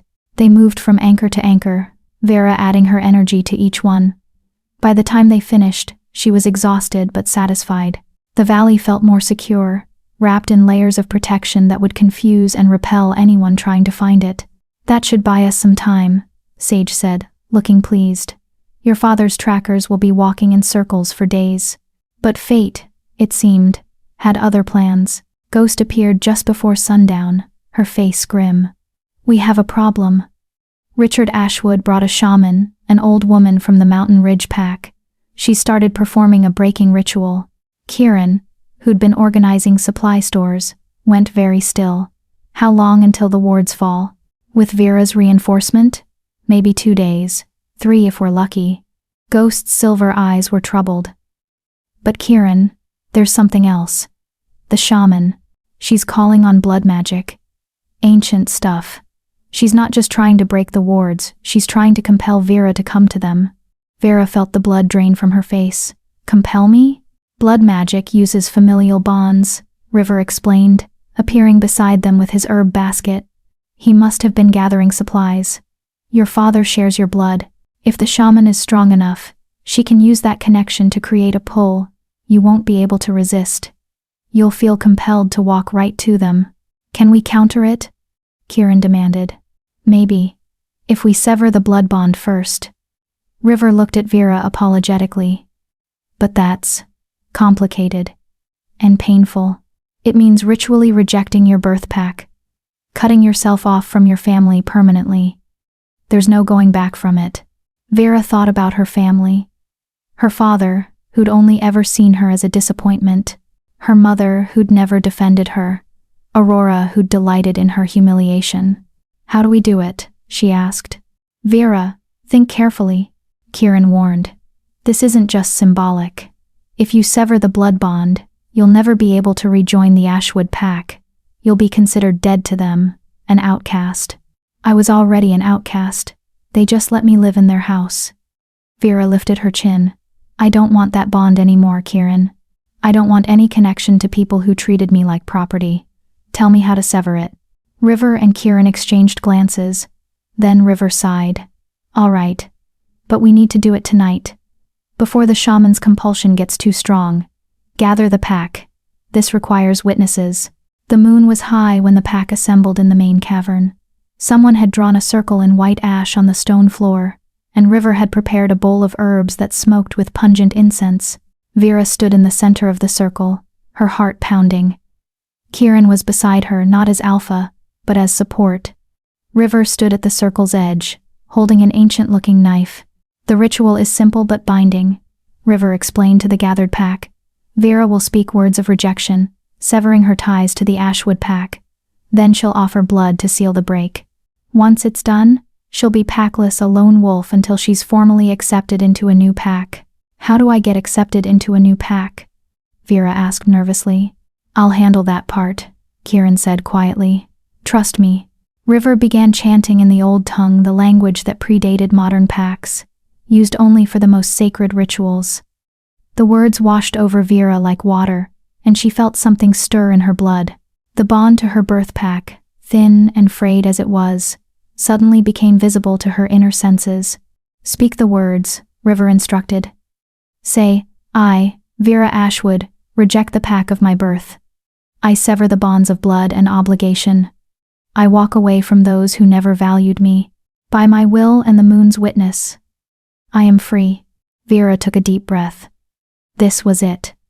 The point of no return. I, Vera Ashwood, reject the pack of my birth. Her voice rang clear through the cavern. I sever the bonds of blood and obligation. I walk away from those who never valued me. By my will and the moon's witness, I am free. The bond in her blood pulled taut, resisting. It hurt like something was trying to claw its way out of her chest. Vera gasped, but kept standing. River handed her the knife. Your blood, freely given to seal the severance. Vera dragged the blade across her palm. Blood welled up, bright red and powerful with magic. She let it drip into the bowl of smoking herbs. The moment her blood hit the mixture, the cavern exploded with light. The bond snapped. Vera screamed as the connection to her father, her mother, Aurora, everything that tied her to the Ashwood pack tore away like a piece of her soul being ripped out. It hurt more than she'd imagined, a pain that went beyond physical into something primal and devastating. But then it was over, and she felt light, free, untethered from expectations and disappointments and all the weight she'd carried her entire life. It's done, River said softly. You're no longer Ashwood pack. Vera swayed on her feet, and Kieran caught her. His arms were warm and steady around her. Now for the second part, he said. He turned to address the pack, his voice carrying the weight of alpha command. Vera has severed her ties to her birth pack. She stands before us packless and seeking sanctuary. As alpha of this pack, I offer her a choice. Join us not as a refugee, but as a full member, with all the rights, protections, and responsibilities that entails. He looked down at Vera, his golden eyes soft. What do you say, Vera? Will you join our pack? Not because you have nowhere else to go, but because you choose us? Through her exhaustion and pain, Vera smiled. Because this choice, this moment, was everything she'd been running toward without knowing it. Yes, she said. I choose you. All of you. I choose this pack. Kieran's smile was brilliant. He bit his own palm, letting his blood well up, then pressed it against Vera's bleeding hand. Their blood mingled, and Vera felt a new bond snap into place, this one warm and welcoming, built on choice rather than obligation. Then by blood and will, by moon and witness, I name you pack, Kieran declared. Vera, no surname needed, member of the feral pack, welcome home. The pack erupted in howls, joyous and triumphant. The sound echoed through the cavern and out into the night. A declaration to anyone listening. She's ours now. And we protect our own. Vera felt tears streaming down her face. But for once they were tears of joy. She was home. Finally. Truly home. And as Kieran pulled her into a tight embrace, his pack bonds settling warm and strong around her heart, Vera knew one thing with absolute certainty. She would never go back. Whatever came next, whatever her father tried, whatever the pack system threw at them, she would face it with her new family beside her, and that made her stronger than she'd ever been as an Ashwood. Chapter 6. The Confrontation. The blood bond severance worked, but not without consequences.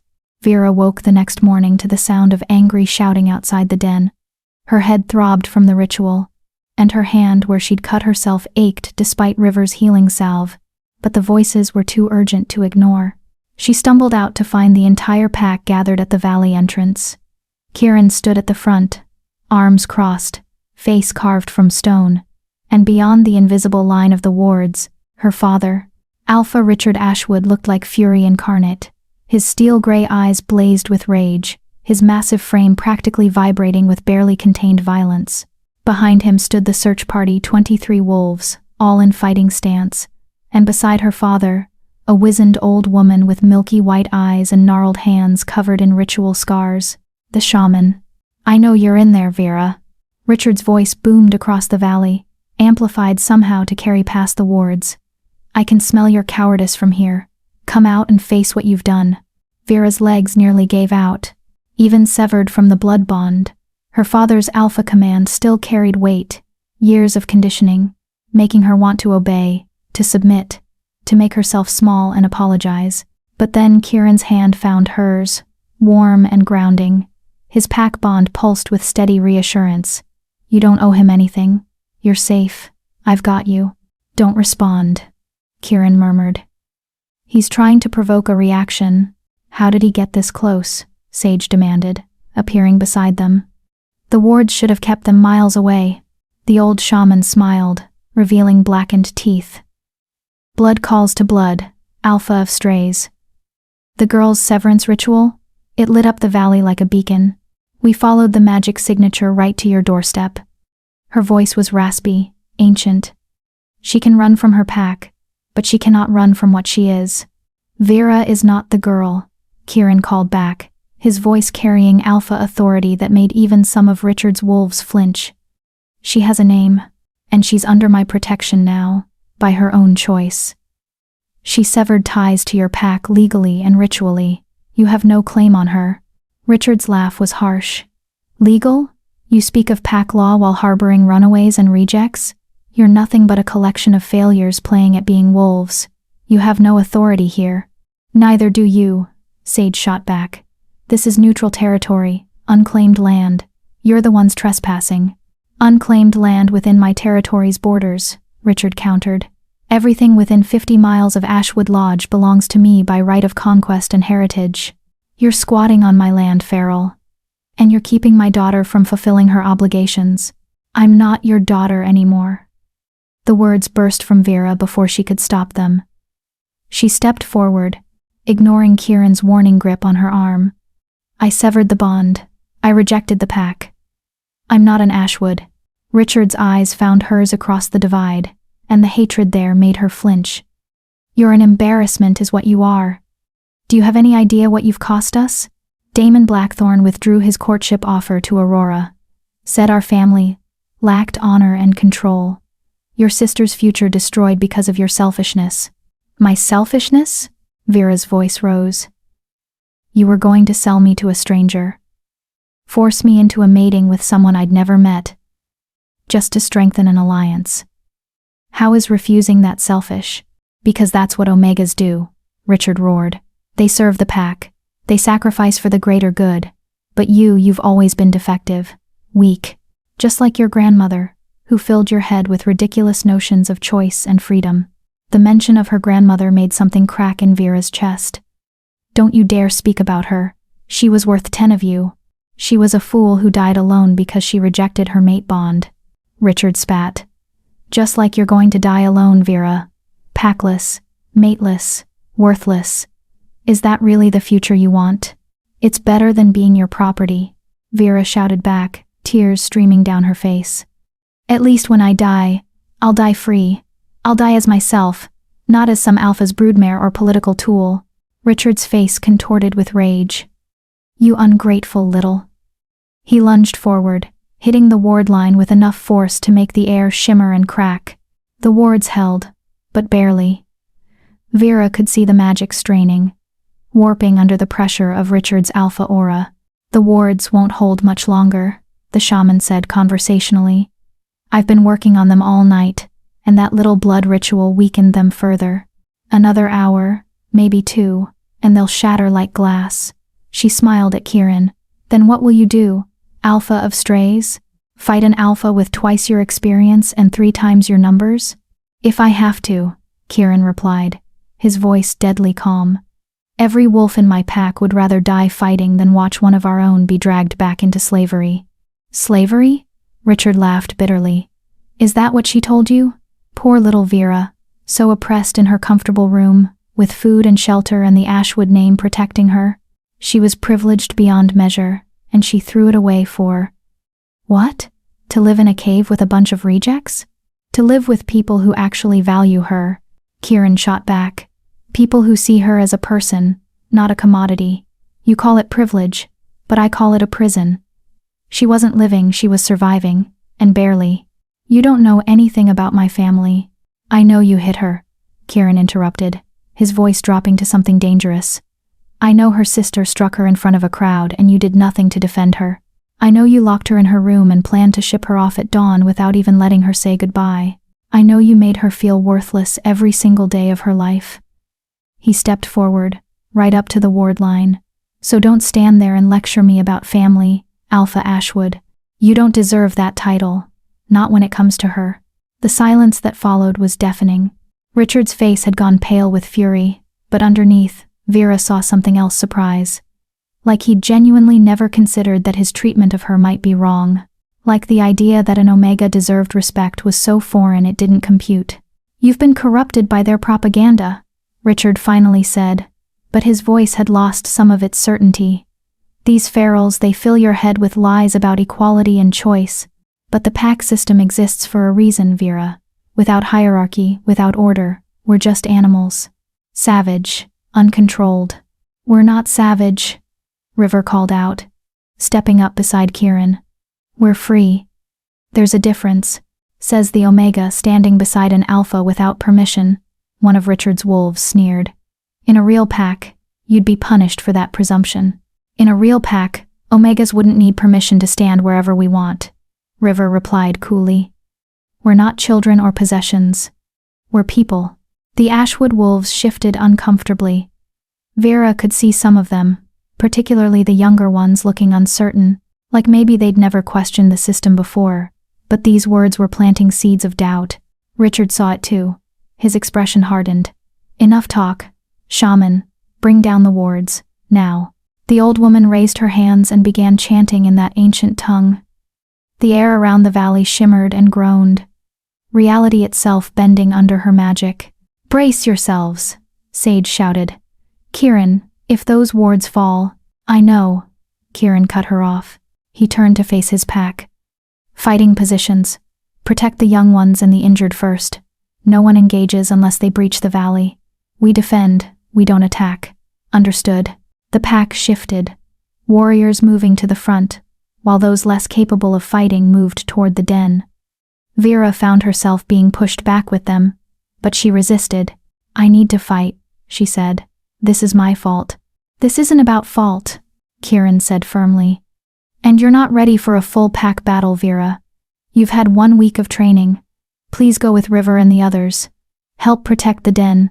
But, please. The desperation in Kieran's eyes broke through her protests. I can't lead and worry about you at the same time. Help River. That's how you can help me. Vera wanted to argue, but she knew he was right. She'd only be a liability in a real fight. So she nodded, and let River pull her back toward the den. If you believe Vera deserves to be protected like this, subscribe. Because people like Vera need witnesses who won't look away when things get hard. Don't abandon her story now. Comment. What would you do in Kieran's position? Fight or find another way? The shaman's chanting reached a crescendo. The wards screamed an audible, agonizing sound like metal tearing. Cracks appeared in the invisible barrier, spreading like a spiderweb. They're breaking through, Ghost shouted. The wards shattered. The explosion of released magic knocked several wolves off their feet. Vera felt the protective blanket she'd helped weave disintegrate, leaving the valley exposed and vulnerable. Richard smiled a cold, triumphant expression. There. Now let's settle this properly. Vera, you have one chance, come with us willingly, and I'll show mercy to your new friends. Refuse and I'll challenge this upstart Alpha to a dominance fight. When I win, I'll take you anyway, and burn this valley to the ground. Don't do it, Vera, Sage called out. He's bluffing. But Vera could see that Richard wasn't bluffing. His hand was already shifting, claws extending. He was preparing for a challenge fight, the sacred ritual where alphas fought to the death or submission to establish dominance. If Kieran fought her father and lost, he'd die. Or worse, he'd be forced to submit, to acknowledge Richard's authority. The entire pack would fall under Ashwood rule, all because of her. "Kieran," Richard called out, his voice carrying the weight of alpha challenge. "Do you accept this Omega as your pack member? Do you claim responsibility for her actions and her debts?" It was a trap. If Kieran said yes, he'd be legally responsible for Vera's debt to her birth pack, the unfulfilled mating contract, the broken alliance. If he said no, he'd be admitting Vera wasn't truly pack, which would invalidate her protection. Either way, Richard won. Kieran's jaw clenched. Vera could see him calculating options, looking for a way out that didn't end in bloodshed. "I claim her," Kieran finally said. "Vera is my pack, and I'm responsible for her well-being. But she owes you nothing, Ashwood. She's not property to be returned." "Then you accept her debts as your own?" "I accept that she's a person who made her own choices." "Yes or no, Farrell?" Richard interrupted. "Do you accept responsibility for an Omega who broke a formal mating contract? In pack law, that requires compensation or combat. Choose." The assembled wolves, both packs, fell silent. Everyone knew what this meant. Richard had maneuvered Kieran into an impossible position. Vera couldn't breathe. She'd ruined everything. Her bid for freedom had put everyone she cared about in danger. Kieran straightened, his golden eyes blazing with determination, and something else, something that looked almost like resignation. "I choose. I challenge you for her." "One." The voice came from behind Richard's lines. A figure stepped forward, tall and lean with dark hair, and those devastating ice-blue eyes that Vera had only seen once before at the Harvest Moon Festival. Damon Blackthorne, alpha of the most powerful pack in the northern region, had just arrived, and he was looking directly at Vera. "This Omega," Damon continued, his voice smooth and commanding, "interests me. I'll take over the mating contract from the Crescent Valley pack. I'll fulfill the debt she supposedly owes, but only if she comes with me willingly." Richard's face went through a series of expressions: shock, calculation, reluctant satisfaction. "Damon, I didn't know you were coming. I wasn't invited." Damon's cold blue eyes didn't leave Vera. "But I've been watching this situation with interest. An Omega brave enough to run from a forced mating? That's rare. Valuable, even." He smiled, but it didn't reach his eyes. "I'm willing to pay her bride price, Richard. Enough to compensate for your lost alliance and then some. And I'm willing to challenge this feral alpha for custody rights." He looked at Kieran. "Unless you'd rather avoid bloodshed and simply hand her over?" Kieran's expression was murderous. "She's not mine to hand over. She's a free person who makes her own choices." "How progressive," Damon said dryly. "But in pack law, she's an Omega who broke a contract. That makes her forfeit. I'm offering to take over that contract legally, properly, with full compensation to all injured parties. It's the cleanest solution." He finally addressed Vera directly. "What do you say, little Omega? Come with me willingly. Be my mate. I'll give you everything: status, protection, luxury. You'll be Luna of the most powerful pack in the region. All you have to do is choose me over." He gestured dismissively at the valley. "This." Vera's mind reeled. Damon Blackthorne, the alpha every she-wolf dreamed of, was offering to mate her, to make her Luna. It was more than she'd ever hoped for as an Ashwood daughter, but it was still a cage. Beautiful, luxurious, powerful, but a cage nonetheless. She'd still be property, still be controlled, still be valued only for her designation and what she could provide to a pack alliance. "No," Vera said, her voice shaking but clear. "I refuse." Damon's eyebrows rose. "You refuse me? Do you understand what I'm offering?" "I understand perfectly, and I don't want it." Vera lifted her chin. "I'm not for sale. Not to you, not to my father, not to anyone. I'm staying here, with my pack, where I'm valued for who I am, not what I can provide." "Then you're a fool," Damon said coldly. "And you're dooming this entire pack to destruction, because I tried to do this the easy way." He turned to Kieran. "I, Damon Blackthorne, Alpha of the Blackthorn Pack, formally challenge you for dominance and custody of the Omega Vera. Refuse and be branded a coward. Accept and die. Choose. The valley fell silent. Vera's heart stopped. This was it. The moment where everything fell apart.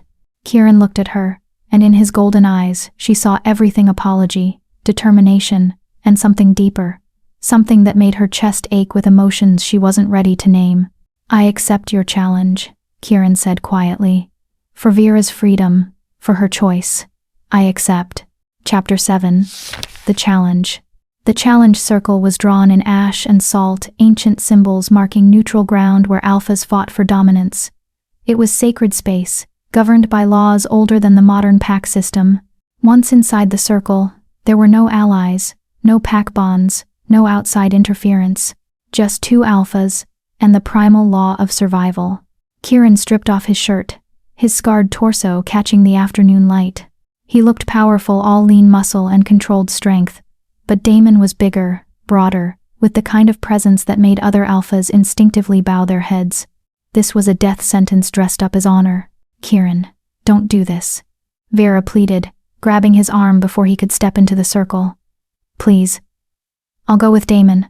I'll do whatever he wants. Just don't. No. Kieran's voice was gentle but immovable. He cupped her face with both hands, forcing her to meet his eyes. Listen to me, Vera. If I let you sacrifice yourself now, everything you've fought for means nothing. Your freedom, your choice, your courage, all of it erased, because you let fear make your decisions. But you could die?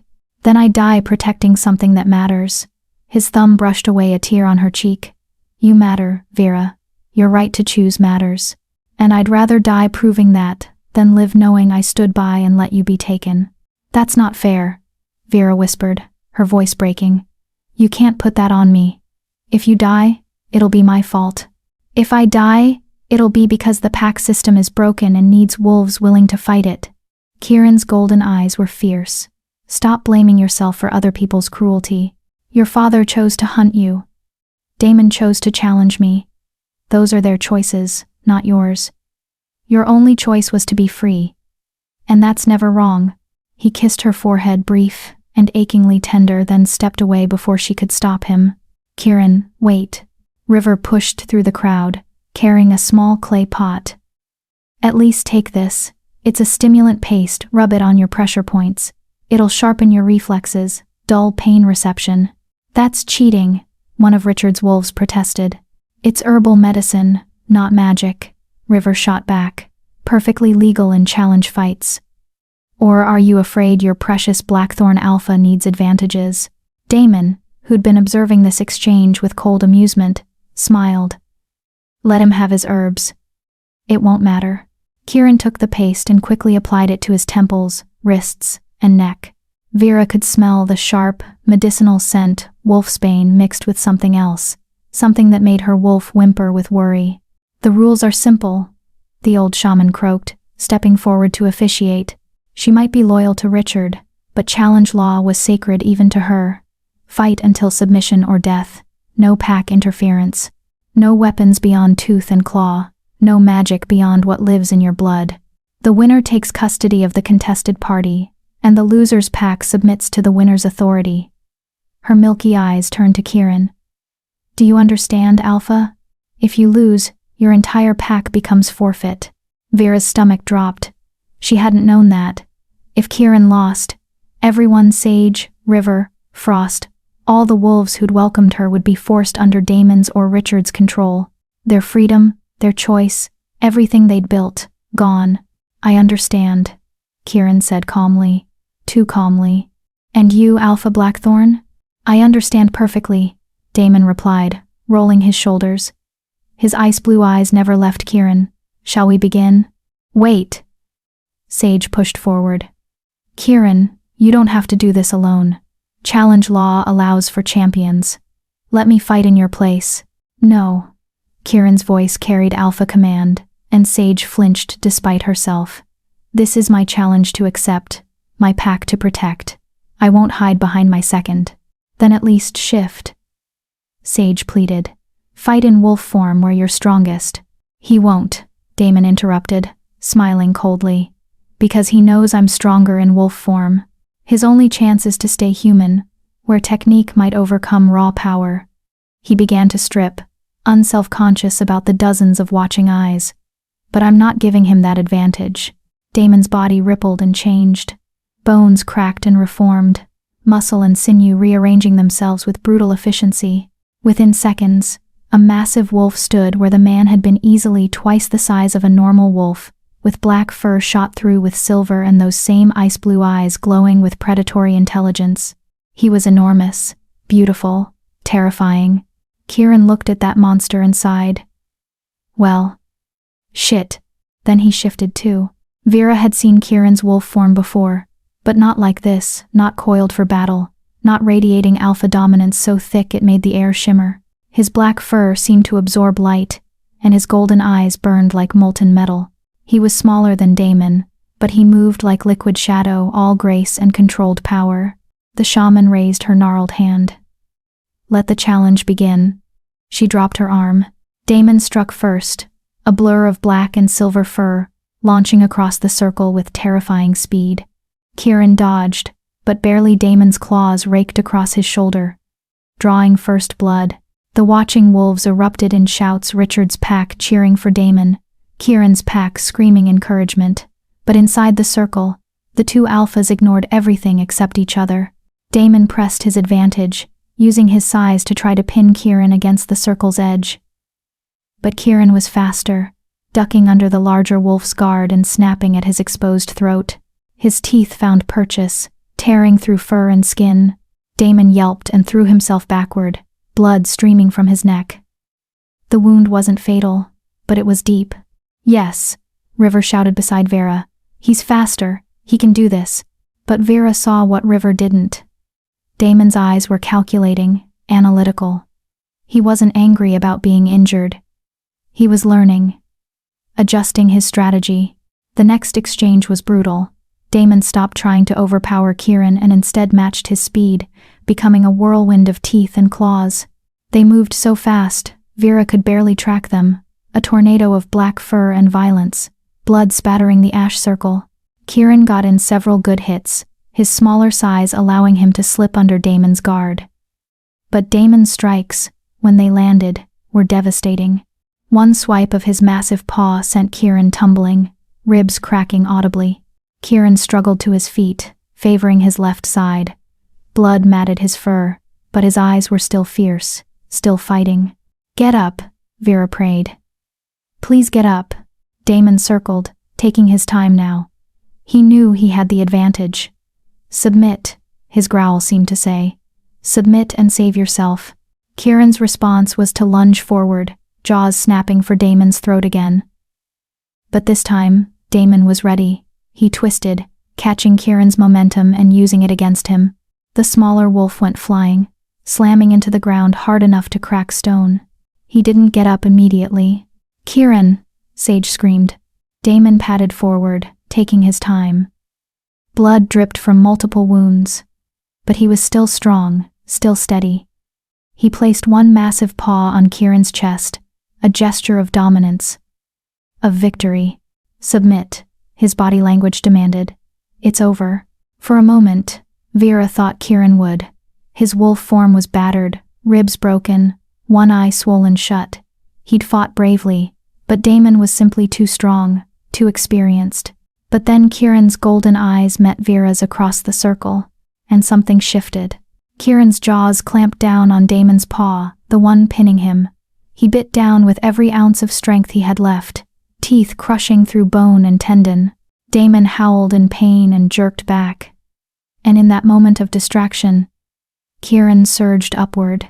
He shifted mid-leap, a dangerous, nearly impossible maneuver that left him vulnerable for a split second, and his human hands found Damon's throat. I don't submit, Kieran snarled, his voice raw and ragged. Not to you, not for her, never. His thumbs pressed into Damon's windpipe. The larger wolf thrashed, trying to throw him off, but Kieran held on with desperate strength.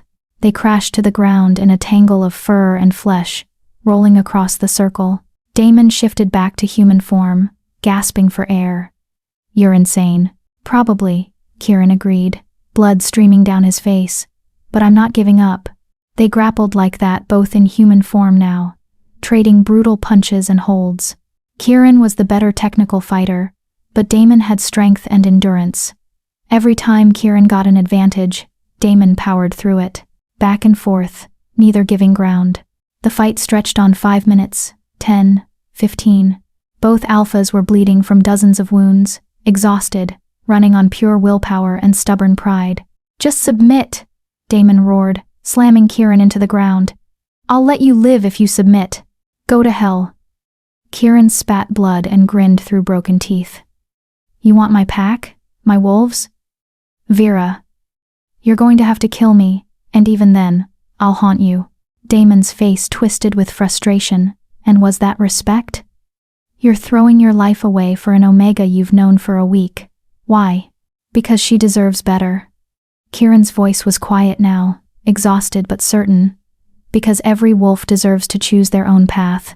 Because the pack system is broken and someone has to stand against it, even if it's futile, even if it's stupid. He coughed. More blood. And because I love her, the world stopped. Vera's heart stuttered in her chest. Had she heard that right? Had Kieran just said, "You love her?" Damon looked genuinely shocked. You're dying for love? That's... He shook his head, something complicated passing across his face. That's idiotic. Probably, Kieran agreed. But I've never claimed to be smart. Damon stared at him for a long moment. Then, slowly, he stepped back. What are you doing? Richard demanded from outside the circle. Finish him. But Damon ignored him. He looked at Vera, really looked at her, and something in his ice blue eyes softened. You rejected me without hesitation. Turned down everything I offered without a second thought. I couldn't understand why I've never been rejected before. But now I see. He glanced at Kieran. You already chose. Not a pack or status or power. You chose him. Vera's throat was too tight to speak, so she just nodded. Damon smiled, a real smile this time, without the cold edge. Then I'm an idiot for trying to take you from that. He raised his voice to address the shaman. I submit. The challenge is over. Kieran wins. The assembled wolves erupted in chaos. You can't submit, Richard roared.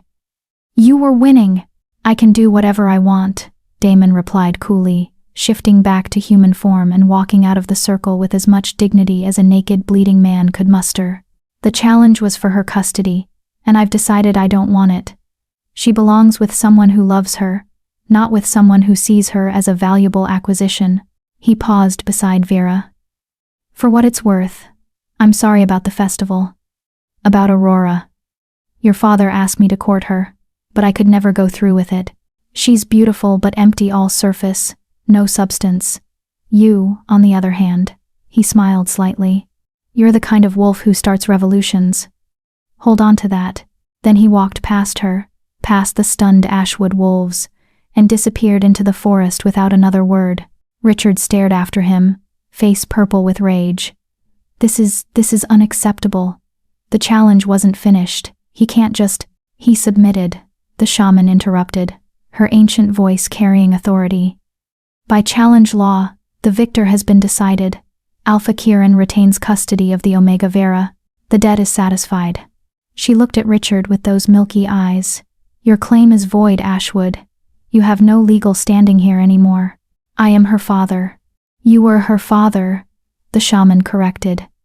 She severed the bond. She rejected the pack. And now the challenge has ended in her favor.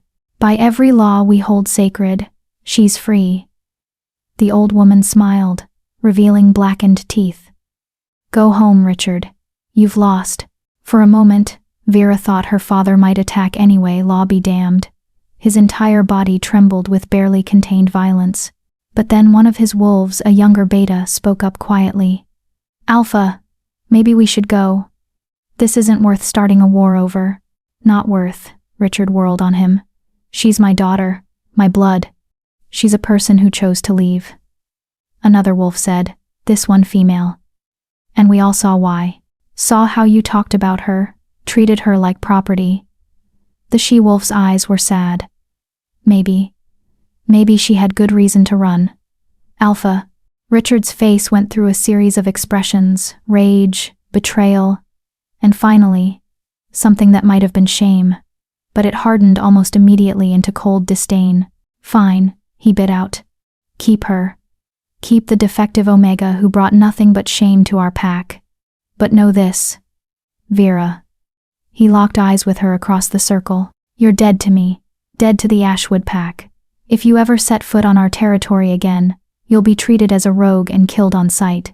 You've made your choice. Now live with it. He turned and stalked away, his wolves following. Some of them looked back at Vera with expressions ranging from pity to curiosity to something that might have been envy. They disappeared into the forest, leaving only silence behind. Vera stood frozen, unable to process what had just happened. Her father was gone. Damon had submitted. Kieran had won. Kieran. She whirled around to find him collapsed at the edge of the circle, Sage and River already working to stabilize him. His face was a mask of blood and bruises, his breathing shallow and labored. Kieran. Vera ran to him, dropping to her knees beside his broken body. Don't you dare die. Don't you dare die after saying something like that and not giving me a chance to respond. His golden eyes cracked open, focusing on her with difficulty. Did we win? You won, you absolute idiot, Vera sobbed, cradling his face. You almost died, but you won. Good. His smile was bloody but genuine. Worth it. You said you loved me. I know. Terrible timing. Sorry. He coughed, wincing. But it's true. I love you, Vera. Have since you stumbled into our territory looking terrified but still standing. You're the bravest person I've ever met. I'm not brave, Vera whispered. I'm just desperate. Same thing sometimes. His hand found hers, grip weak but determined. Did you mean what you said? About staying? About choosing us? I meant every word. Vera pressed her forehead to his. I choose you, Kieran. I choose this pack. I choose freedom and family and everything you've given me. I choose you, even though I'm broken and bleeding and probably have at least 3 cracked ribs. Especially then. Vera laughed through her tears. Someone has to take care of you. And apparently I'm qualified. River's the healer, Kieran pointed out weakly. River can handle the medical stuff. I'll handle everything else. Vera kissed him soft and careful, tasting blood and salt and victory. Now shut up and let them heal you before I lose you for real. Kieran smiled, and finally let his eyes close. Yes, ma'am. Chapter 8. Healing and Truth. Kieran spent 3 days hovering between consciousness and delirium. River worked tirelessly, using every herb and healing technique he knew to mend the Alpha's broken body. The injuries were extensive: 4 cracked ribs, a fractured left arm, internal bleeding, and dozens of lacerations that required careful stitching. Without modern medicine, River had to rely on ancient remedies passed down through generations of Omega healers. And Vera refused to leave his side. She sat beside Kieran's makeshift bed in his private chamber, holding his hand and wiping the fever sweat from his brow. When he thrashed in his sleep, reliving the fight, she would whisper soothing words until he calmed. When River changed his bandages, and Kieran gritted his teeth against the pain, Vera would let him squeeze her hand until her bones creaked. You should rest, Sage said, on the second day, appearing in the doorway with a bowl of broth. You haven't slept since the challenge.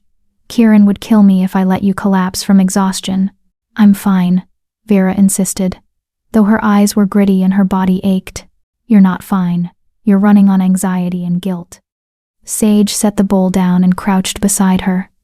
Vera, what happened wasn't your fault. You know that, right? He almost died because of me. He almost died because he chose to fight for something that mattered to him. That's different. Sage's amber eyes were kind but firm. Kieran's been waiting his whole life for a cause worth fighting for. You gave him that. Don't diminish his choice by blaming yourself. Vera looked at Kieran's battered face, the bruises slowly fading from purple to yellow-green. What if he regrets it? When he wakes up and realizes what he said, he won't regret it. Sage smiled. That man has been half in love with you since you first showed up here. The rest of us could see it even if you two were oblivious. That's ridiculous. He barely knows me. He knows the important parts. Your courage, your compassion, your strength. The rest is just details you learn along the way. Sage stood, stretching. Now, eat the broth and get some sleep. That's an order from your second alpha. Kieran needs you healthy when he wakes up, not collapsing from exhaustion. Reluctantly, Vera ate and allowed herself to doze, still holding Kieran's hand, still ready to wake at the slightest change in his breathing. She dreamed of golden eyes and blood-soaked ash circles, and her father's voice telling her she was dead to him. But underneath the nightmares, there was warmth pack bonds humming like a lullaby, the steady presence of wolves who'd chosen her, who'd fought for her right to exist freely. When she woke, it was to find Kieran watching her. His golden eyes were clear now, fever bright but conscious. His lips quirked in a small smile. You snore. Vera sat up so fast she nearly fell off her stool. You're awake.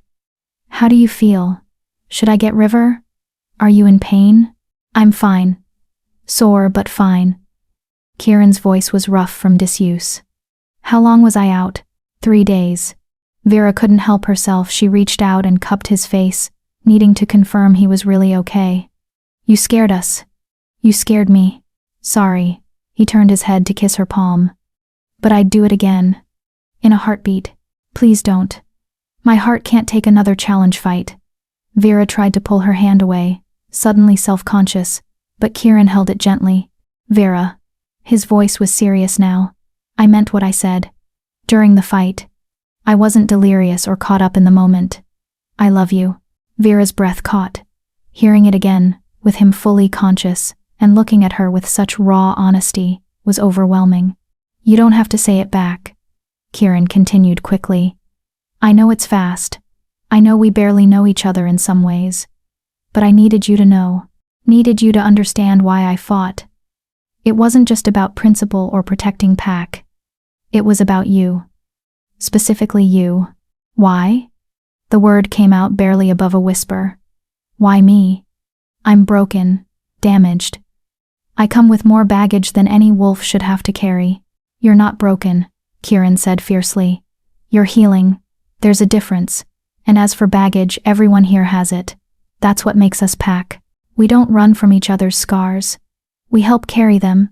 He struggled to sit up, wincing. And Vera helped adjust the furs supporting his back. I fell in love with you the moment you stood in this valley surrounded by my wolves and refused to be afraid, Kieran said. You were terrified, I could smell it, but you didn't run, didn't submit. You looked at me with those defiant eyes and demanded to know why we were helping you, like you'd never experienced kindness without strings attached. His thumb traced circles on her hand. And then you stayed.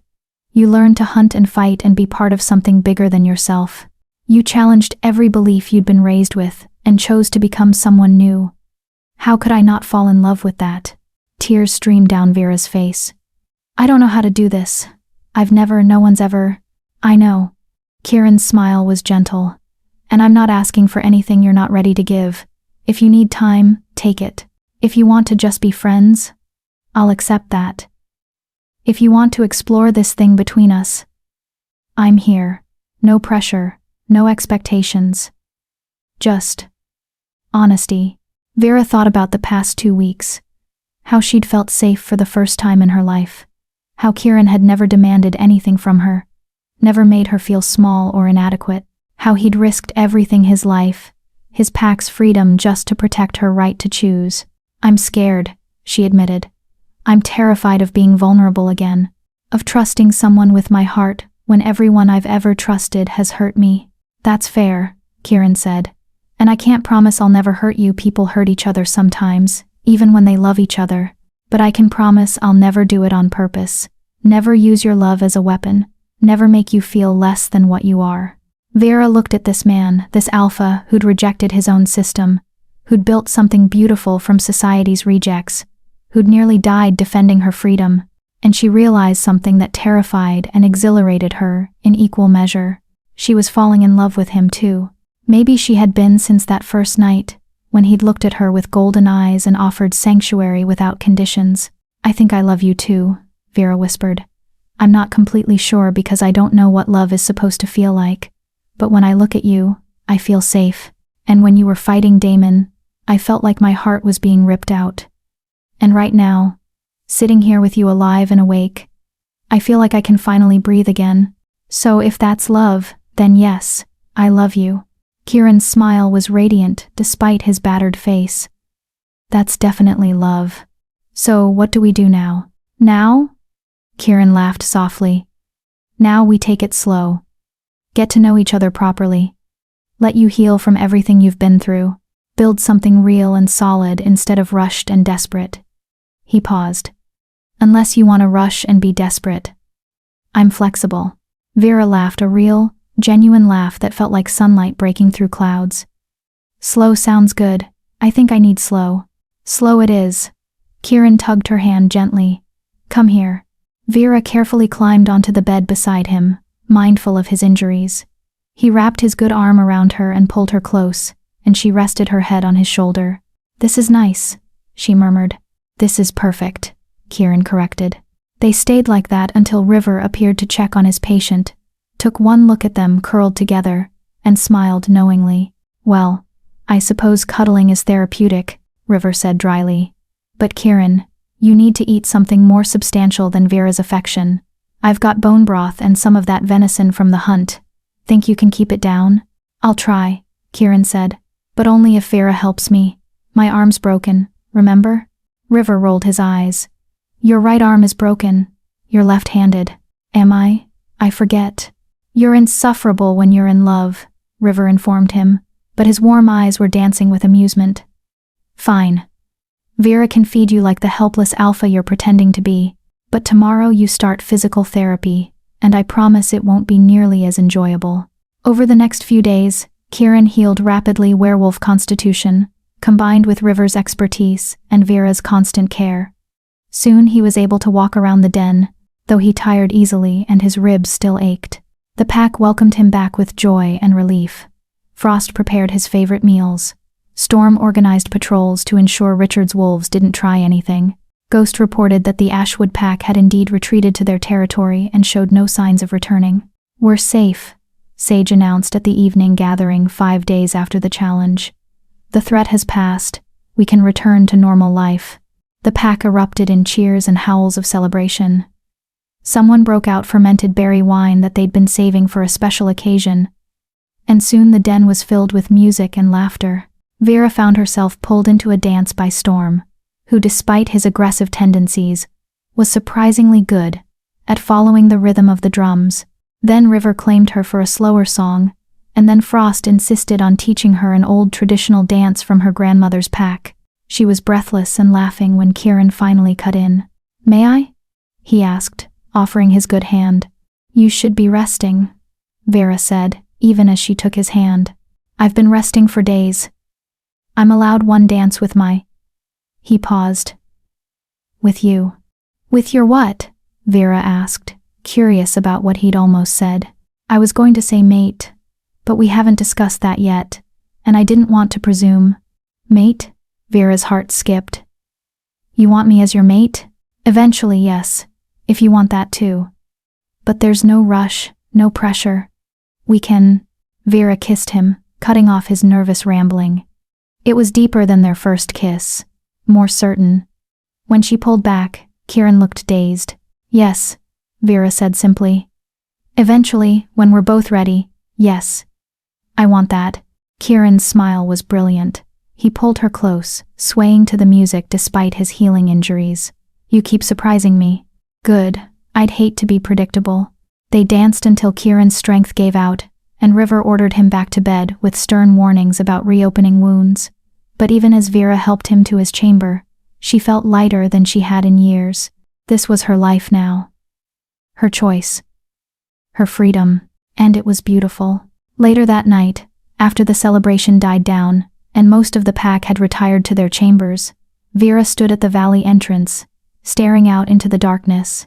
She couldn't see her old territory from here, but she knew it was out there, the Ashwood Lodge where she'd grown up feeling worthless. Regrets? Sage's voice made her jump. The silver-haired woman appeared beside her, also looking out into the night. No, Vera said honestly. I'm just processing. A month ago I was locked in a tiny room, waiting to be sold off like property. Now I'm here, free, in love, part of a real pack. It doesn't feel real. It's real, Sage assured her, and you earned it, every bit of it. She was quiet for a moment. Your father might come back. You know, not now, maybe not for years. But men like Richard don't forget perceived slights. And in his mind, you humiliated him. I know, Vera said. Part of me will always be looking over my shoulder, waiting for him to show up and try to drag me back. But I can't live in fear. That's just another kind of cage. Smart woman, Sage smiled. For what it's worth, I'm glad you're here. You're good for Kieran. Good for all of us, really. You remind us what we're fighting for. What are we fighting for? The right to exist on our own terms. To love who we choose, live how we want, be who we're meant to be without anyone's permission.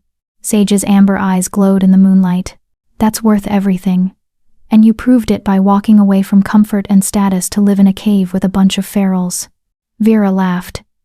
When you put it that way, it does sound insane. The best decisions usually do. They stood together in comfortable silence. Two women who'd chosen freedom over security, community over blood, family, truth over comfortable lies. Thank you, Vera said quietly, for accepting me, for teaching me to fight, for being my friend. That's what Pack does, Sage replied. We take care of our own, always. As Vera made her way back to her chamber, passing sleeping wolves curled together in piles of communal warmth, seeing the peace on their faces, she felt something settle in her chest, something that felt like belonging. She was home. Finally, truly home. And tomorrow, she'd wake up and continue building the life she'd chosen, learning new skills, growing stronger, loving Kieran, and being loved in return, living freely. It wouldn't always be easy. There would be challenges ahead, her father's potential revenge, the pack system's continued opposition, the daily struggles of survival in the wilderness, but she'd face them with wolves at her back who actually cared about her, with a man who loved her for who she was, not what she could provide, with the freedom to choose her own path, and that made everything worth it. Chapter 9. The Revelation. Winter came to the mountains like a predator, silent, brutal, and absolute. 2 months had passed since the challenge fight, and the valley had transformed into a crystalline wonderland of snow and ice. The pack adapted as they always did, relying on stored provisions and group hunts when the weather permitted. The den became a warm refuge where wolves pressed close for heat, their pack bonds growing stronger through shared hardship. Vera had never been happier. She'd grown into her role in the pack, not just as Kieran's mate-to-be, but as a valued member in her own right. She helped River with healing work, learning which herbs treated what ailments. She trained daily with Sage, her archery improving until she could hit targets even Storm struggled with. She organized supply storage with Frost, ensuring nothing was wasted. And every night, she fell asleep beside Kieran in his chamber, wrapped in furs and his arms, feeling safer than she'd ever imagined possible. But tonight, something felt wrong.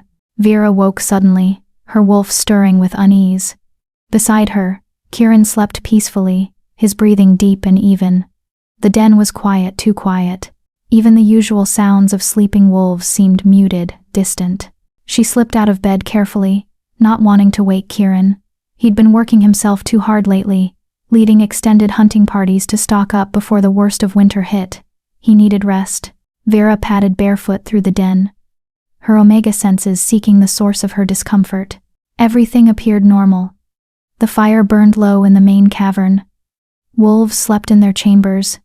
The entrance was secure, but something was wrong. She could feel it like a splinter under her skin. Can't sleep? Vera jumped. Ghost materialized from the shadows near the entrance, her silver-streaked hair catching the firelight. The scout had been on night watch. Just restless, Vera said. Everything okay out there? Define, okay. Ghost's expression was troubled. Come with me. There's something you should see. They climbed to the valley's highest point, a rocky outcropping that gave a view of the surrounding mountains. The moon was nearly full, painting everything in shades of silver and blue. Beautiful and cold. Ghost pointed toward the eastern horizon. There. See it? Vera squinted, then felt her blood run cold. Smoke. Dozens of thin smoke trails rising against the night sky, coming from the direction of Ashwood territory. Campfires, Ghost said grimly. Been appearing over the last 3 days. Different locations each night, but always circling closer. Someone's mapping our territory. My father? Maybe. Or maybe something worse. Ghost pulled out a small leather pouch and handed it to Vera. Found this at our eastern border yesterday. Sage didn't want to worry you or Kieran until we knew more. But Vera opened the pouch and immediately wished she hadn't. Inside were 3 items. A lock of honey blonde hair, her hair, probably taken from her old room, a strip of fabric from the dress she'd worn at the Harvest Moon Festival, and a piece of parchment with words written in blood-red ink. The Council of Alphas has declared the feral pack unlawful and in violation of territorial sovereignty. Kieran of No Pack and his followers have 30 days to disband or face collective enforcement. The Omega Vera is to be returned to her rightful guardian for proper placement. This is not negotiable. It was signed by 7 different alphas, including her father. The Council of Alphas, the governing body that presided over all werewolf packs in the Northern Territories. They almost never got involved in individual pack disputes. But when they did, their word was absolute law. They're going to destroy us, Vera whispered, horror washing over her. They're using me as an excuse to wipe out the entire feral pack. Looks like it, Ghost agreed quietly. Your father must have convinced them that we're a threat to the pack system itself. Which, to be fair, we kind of are. Every wolf we take in, every runaway we shelter, it undermines their authority. They were always going to come for us eventually. You just gave them a legal justification. Vera felt like she was going to be sick. I have to leave. If I go back, if I turn myself in, maybe they'll leave the pack alone. You know that's not how this works. Ghost's silver eyes were sympathetic but firm. They don't want you specifically, Vera. They want to make an example. Show every potential runaway what happens when you reject the system. If you go back, they'll still destroy the pack. And you'll be trapped again. Probably in an even worse situation than before. Then what do? We fight, a new voice said. Vera turned to find Kieran climbing up to join them, his expression grim. He must have woken when she left and followed. We fight. Or we run. Those are our only options. 7 alphas, Kieran, Ghost said. 7 packs. That's over 500 wolves against our 73. We can't win that fight. Then we run. Kieran looked at Vera. We evacuate. Find new territory somewhere outside council jurisdiction. Start over. The council claims jurisdiction over the entire Northern Territories, Ghost pointed out. We'd have to go south, past the border territories. That's rogue land, no pack structure, no protection, constant territorial fights with other refugees. We'd be trading one danger for another. At least we'd be alive, Kieran said. And free. Would we? Vera looked at the smoke trails on the horizon. How long before they find us again? How long before another council decides we're a threat and comes to wipe us out? We can't run forever, Kieran. Eventually, we run out of places to hide. Kieran's jaw tightened. She could see him running through scenarios, trying to find a solution that didn't end in death or submission. But there wasn't one. The system was designed to eliminate opposition. There might be another option, Ghost said slowly. But you're not going to like it. Tell me anyway. We appeal to the council directly, request a formal hearing, present our case for why the feral pack should be allowed to exist. Ghost held up a hand before Kieran could interrupt. I know they've already made their decision. But pack law requires them to hear challenges to council edicts. If we can convince even one alpha to side with us, they have to reconsider. That's suicide, Kieran said flatly. Walking into a room full of alphas who want us dead and asking them nicely to change their minds? It's better than guaranteed death fighting an army, Ghost countered. And it buys us time. Council hearings take weeks to arrange, and they can't legally attack us while the hearing is pending. That gives us 30 days to prepare either a good defense or a good escape plan. Vera thought about the parchment, about her father's signature among the 7, about Aurora probably celebrating this victory, her mother relieved to have the family embarrassment finally dealt with, and she thought about her pack River with his gentle hands and healing knowledge, Sage with her fierce loyalty and warrior spirit, Frost with her grandmother's wisdom, Storm with his barely contained aggression that masked deep insecurity. All 73 wolves who'd chosen freedom over comfort, who'd built something beautiful in this hidden valley. They deserved better than to be hunted down like animals. "I'll go," Vera said. "I'll testify at the hearing. Tell them what the pack system does to Omegas, how it treats people like property. Maybe if they hear it directly from someone who lived it."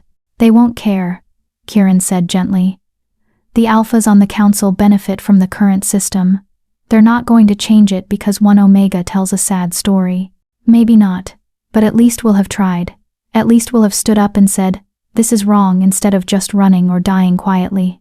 Vera took his hand. "You taught me that. You taught me that choosing to fight for what's right matters, even when you know you'll lose." Kieran closed his eyes, pain crossing his face. "I hate that you learned that lesson. I hate that the world works this way. So do I. But it does, and we have to deal with it." Vera looked at Ghost. "How do we request a hearing?" "I'll send word at dawn. They'll probably schedule it for the new moon. That's their traditional meeting time. 3 weeks from now." Ghost's expression was troubled. "But Vera, you need to understand what you're volunteering for. Council hearings aren't gentle. They'll interrogate you, challenge every statement, try to break you down and make you admit you were wrong to leave. They'll bring up every mistake, every flaw, every reason you deserved what happened to you. It's psychological warfare disguised as legal process." "I can handle it," Vera said with more confidence than she felt. "Can you?" Kieran turned her to face him fully. "Because I'll be standing right there, watching them tear you apart. And I won't be able to do anything to stop it. That's going to kill me, Vera.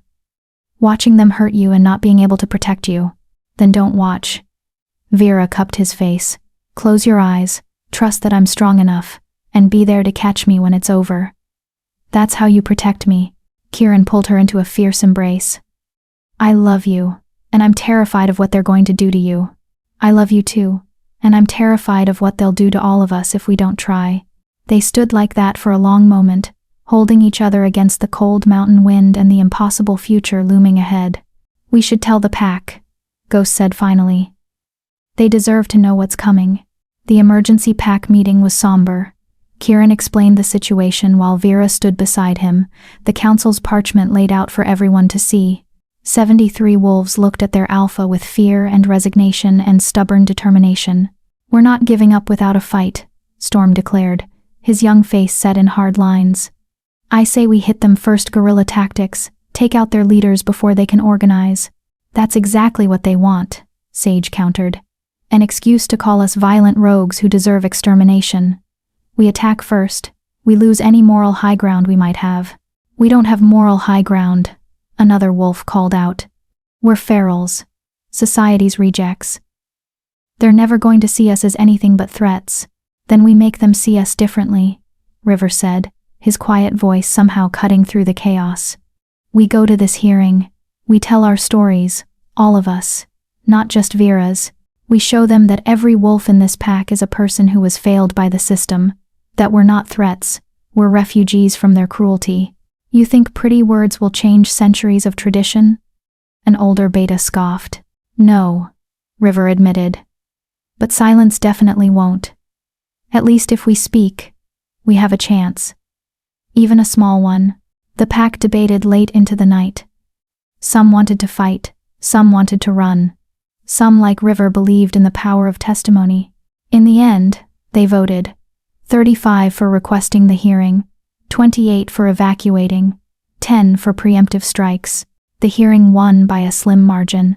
Subscribe if you believe some battles are worth fighting even when victory seems impossible. Because packs like Kieran's need people who understand that standing up for what's right matters more than winning. Tell me in the comment below. Would you testify at a council hearing knowing they'd try to break you? Or would you choose to run? Ghost sent a runner at dawn with their formal request. The response came 3 days later. A raven carrying a scroll sealed with 7 different pack insignias. The Council of Alphas accepts the Feral Pack's request for hearing, Proceedings will commence on the new moon at the Grand Lodge in neutral territory. Alpha Kirin and the Omega Vera are required to appear. Failure to attend will be considered admission of guilt and result in immediate enforcement action. 3 weeks. They had 3 weeks to prepare a defense against a system that had existed for centuries. Vera threw herself into preparation. She wrote out her testimony, editing and revising until every word was perfect. She practiced speaking in front of the pack, learning to control her voice even when her hands shook. She studied pack law with Frost, who knew more about legal precedent than anyone, and every night, she fell asleep beside Kirin, memorizing the feeling of safety in case she never felt it again. "What if they decide to execute us?" she asked one night, the question that had been haunting her since the council's letter arrived. "Then we die knowing we tried to change things," Kirin said.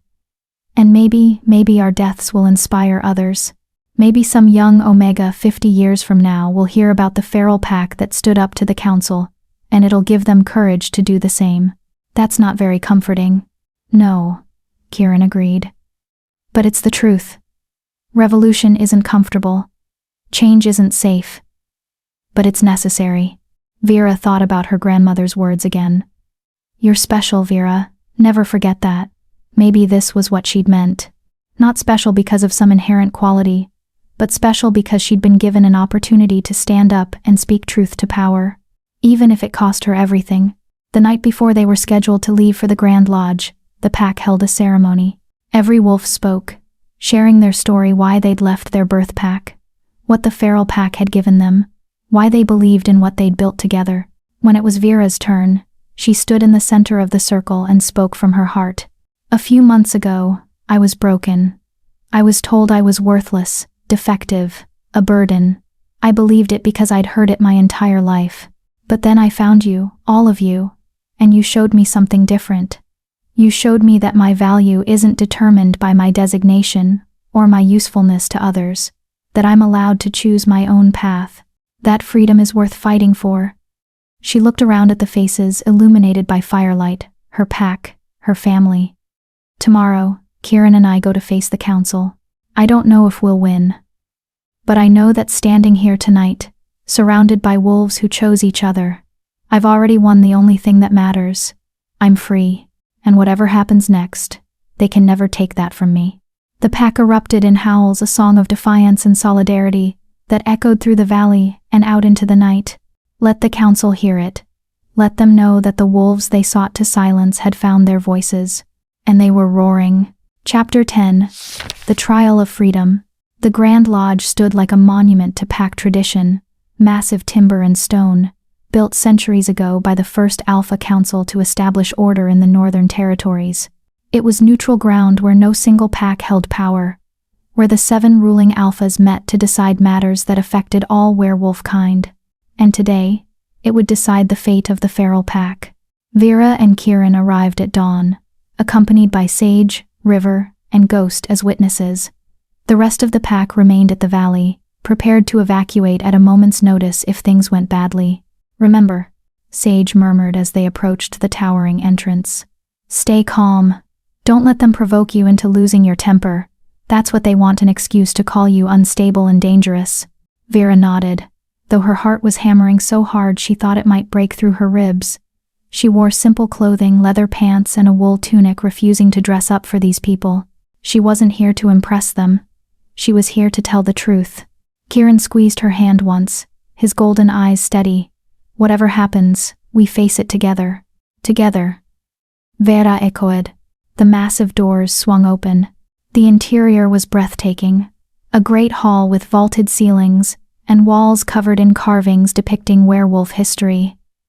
At the far end, 7 thrones sat on a raised dais, and in those thrones sat the Council of Alphas. Vera recognized her father immediately. Alpha Richard Ashwood sat in the 3rd throne from the left, his steel-gray eyes tracking her movement with cold calculation. Beside him sat Alpha Garrett of Crescent Valley, the man whose scarred son Vera had been sold to. The others she knew only by reputation. Alpha Helena of Riverside Pack, a woman known for her strict traditional values. Alpha Thomas of Mountain Ridge, an elderly wolf whose pack had existed longer than most. Alpha Dominic of Shadowpine, Kieran's birth pack, the father who'd disowned him. Alpha Catherine of Silverwood, a middle-aged woman with sharp eyes and sharper judgment.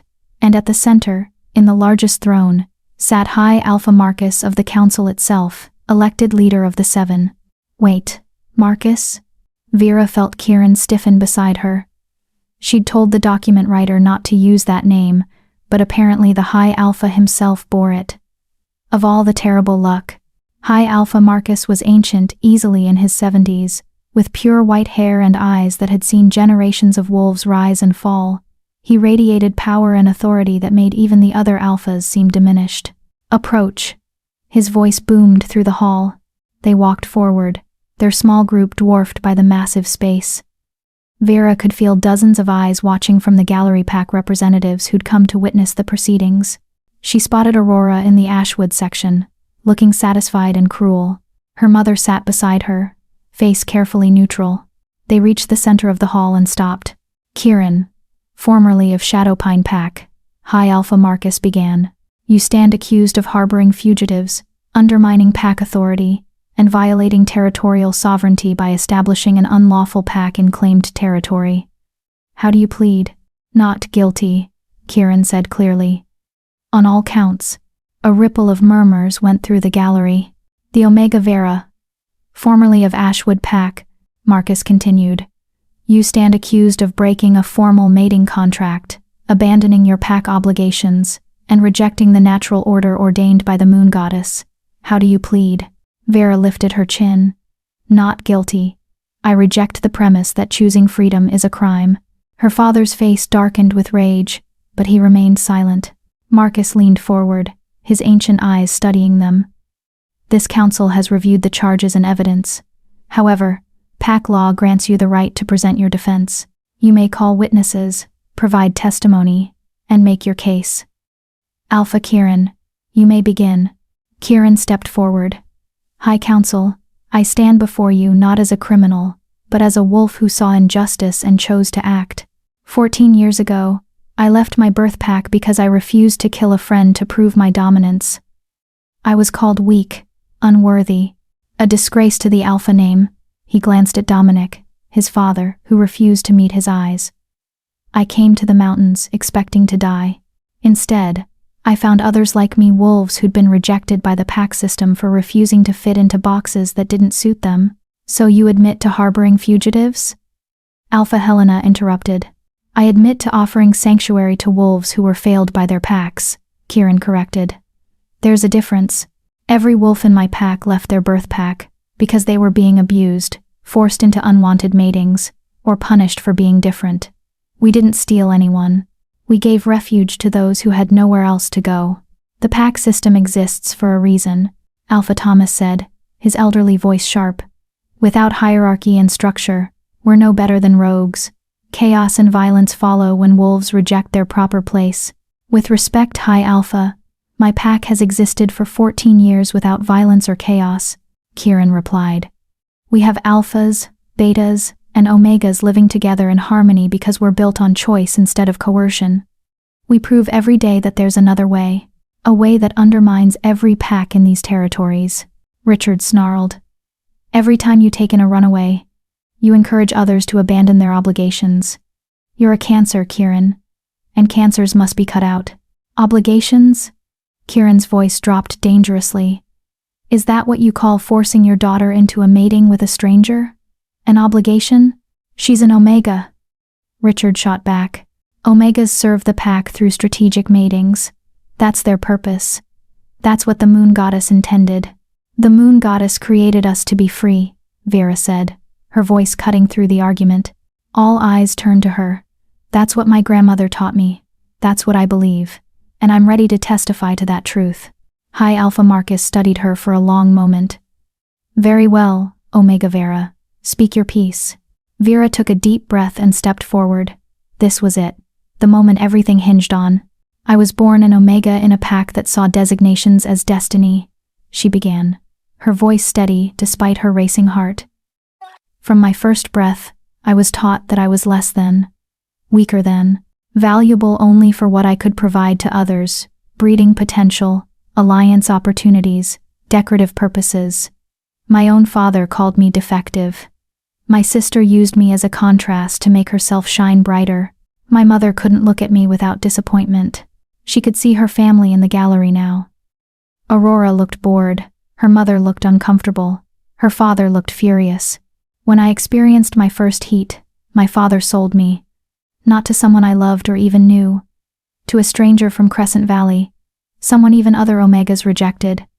I was told I should be grateful. That this was my purpose. That refusing would be selfish and ungrateful. Vera's voice grew stronger. But I couldn't do it. I couldn't spend my life as someone's unwanted burden, trapped in a mating I never consented to, so I ran. And yes, I broke a contract I never agreed to in the first place. A contract that treated me like property instead of a person. You were privileged. Alpha Garrett spoke up, the man whose son she'd been sold to. You had shelter, food, protection. You threw it away for foolish notions of freedom. You call it privilege, Vera replied. I call it a cage. A comfortable cage is still a cage. And I'd rather struggle in freedom than thrive in captivity. Poetic, Alpha Helena said dryly. But the pack system has existed for centuries. It provides order, stability, protection. What you call captivity, we call civilization. Without it, we'd be savages. Are we? River stepped forward, his gentle voice carrying surprising authority. I left my pack after being claimed against my will. The Alpha who took me said it was his right, that I should be honored. When I fought back, I was punished, starved, isolated, beaten until I learned submission. Is that civilization, High Alpha, or is that slavery dressed up in tradition? Helena's expression flickered just for a moment with something that might have been doubt. I killed an Alpha who tried to force a mating bond, Sage added, moving forward as well. Self-defense. But my pack said I should have submitted, that refusing an Alpha's claim was grounds for execution, so I ran. Found Kieran's pack, and for 3 years, I've lived without fear of being assaulted by someone who thinks they own me. That's not chaos. That's safety. One by one, the wolves who'd come as witnesses stepped forward. Ghost, who'd been exiled for being born sterile, worthless, as an Omega who couldn't bear children. Storm, who'd been beaten by his Alpha father for showing inappropriate emotions instead of constant aggression. Each story more heartbreaking than the last. Each one a damning indictment of the system the council upheld. The gallery was silent now. Even some of the pack representatives looked troubled. High Alpha Marcus raised his hand for silence. Enough. We've heard your testimonies. They are concerning. But personal grievances do not justify rebellion against pack law. The system may have flaws, but it is the system we have. Tearing it down creates only chaos. Then fix it, Vera said desperately. If you acknowledge the flaws exist, change the laws, make it illegal to force matings, give Omegas legal protection and agency, create paths for wolves to leave abusive packs without being branded rogues. You have the power to make the system better, so do it. You presume to tell this council how to govern? Richard's voice was ice. I presume to ask for basic dignity, Vera shot back. For myself, and every wolf like me. Is that really too much? The 7 Alphas conferred in low voices. Vera's heart pounded as she watched them debate her fate, her pack's fate. Kieran's hand found hers, squeezing gently. Finally, High Alpha Marcus spoke. This council finds that while your personal circumstances were unfortunate, they do not justify the establishment of an unlawful pack. Kieran of No Pack, you are ordered to disband your pack immediately. Your wolves must return to their birth packs or seek proper placement through legal channels. Vera felt her world crumble. As for the Omega Vera, Marcus continued, you will be returned to your father's custody for proper placement. No. The word rang through the hall like a bell. Everyone turned to see who had spoken. Alpha Dominic of Shadowpine. Kieran's father had stood from his throne. No, he repeated, his voice heavy with something that might have been regret. I cannot support this ruling. The council erupted in shocked murmurs. Dominic, Richard hissed. We voted. And I'm changing my vote, Dominic interrupted. He looked at Kieran for the first time since they'd entered the hall. 14 years ago, I told my son he was weak for refusing to kill his friend. I called him unworthy of the Alpha name. I was wrong. His voice cracked slightly. He was stronger than me. Strong enough to walk away from power because his conscience demanded it. Strong enough to build something better instead of just complaining about what was broken. And I was too proud to see it. Kieran stood frozen, shock written across his face. I've watched him over the years. Dominic continued, addressing the council now. Watched his pack thrive without violence or tyranny. Watched him take in wolves that we all of us failed. And I've realized something. We're not upholding tradition. We're enforcing conformity at the cost of our people's well-being. That's not strength. That's cowardice. He looked at High Alpha Marcus. I formally withdraw my support for enforcement action, and I propose we use this as an opportunity to reform pack law, starting with legal protections for Omegas and the right to refuse forced matings. The silence that followed was absolute. High Alpha Marcus stared at Dominic with unreadable eyes. You realize what you're proposing? Centuries of precedent, built on the suffering of wolves like these. Dominic interrupted, gesturing to Vera and her pack. We can do better. We should do better. Our strength should come from willing loyalty, not fear and coercion.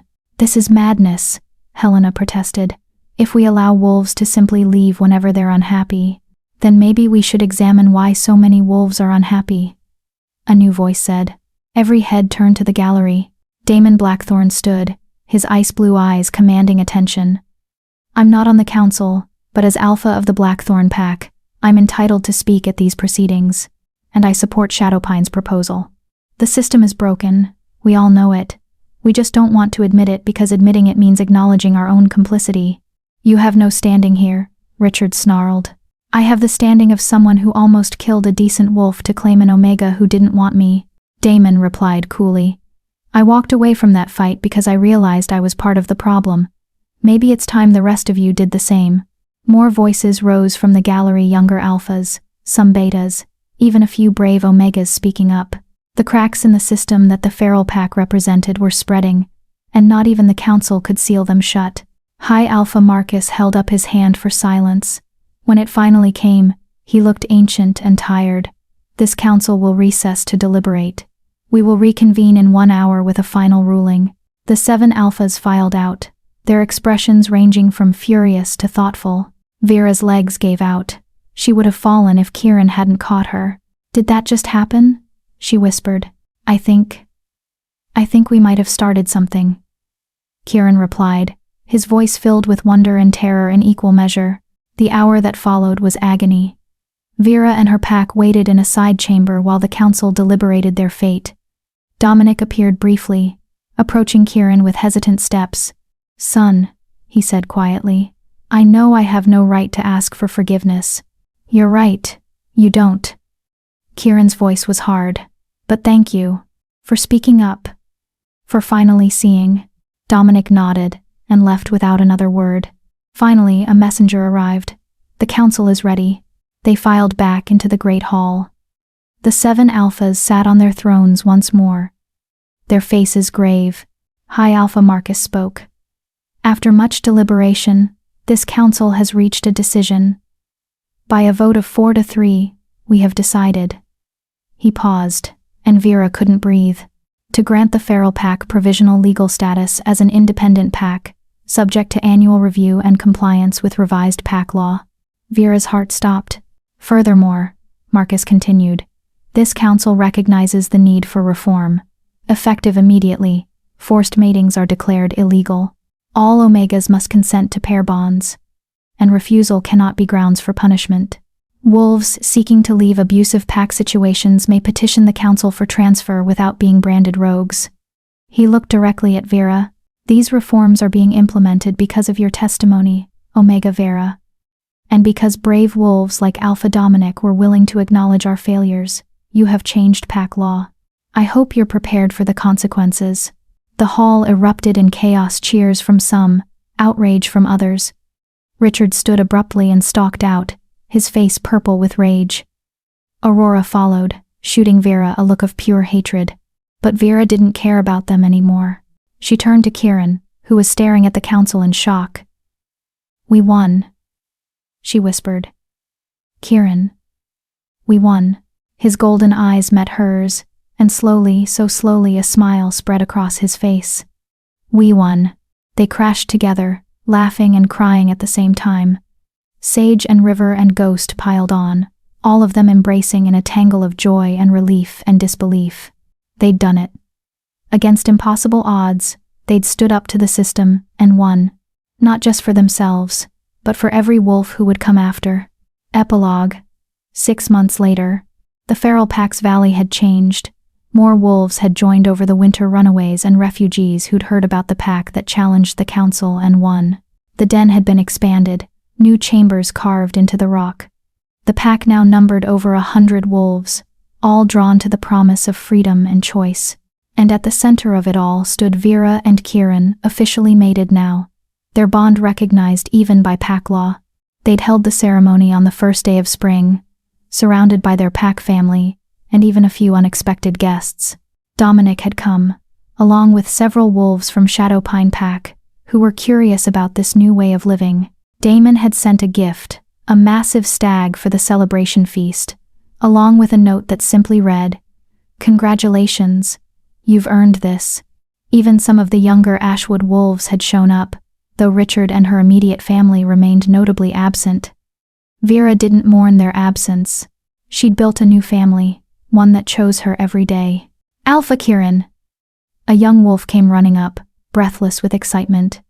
The scouts found another one, a beta from Eastern Pack. Says his alpha was forcing him into warrior service, even though he wanted to be a healer. "Can we take him in?" Kieran looked at Vera, who smiled. "Of course we can. Show him to River. He's always looking for apprentices." The young wolf ran off, and Kieran wrapped his arms around Vera from behind, resting his chin on her shoulder. "We're going to run out of space at this rate. Then we'll build more dens, or establish sister packs in other territories. The word is spreading, Kieran. Wolves everywhere are realizing they have choices now." Vera leaned back against his chest, contentment washing over her. "We did this. We changed things." "You changed things," Kieran corrected. "You were brave enough to run. Everything else followed from that." Vera thought about the terrified girl who'd fled into the wilderness 6 months ago, expecting to die. She'd been so broken then, so convinced of her own worthlessness. That girl was gone now. In her place stood an alpha's mate, a pack leader, a revolutionary who'd reshaped werewolf law, someone who'd learned that her value wasn't determined by her designation or her usefulness to others, someone who'd discovered that the bravest thing you could do was choose yourself. "What are you thinking about?"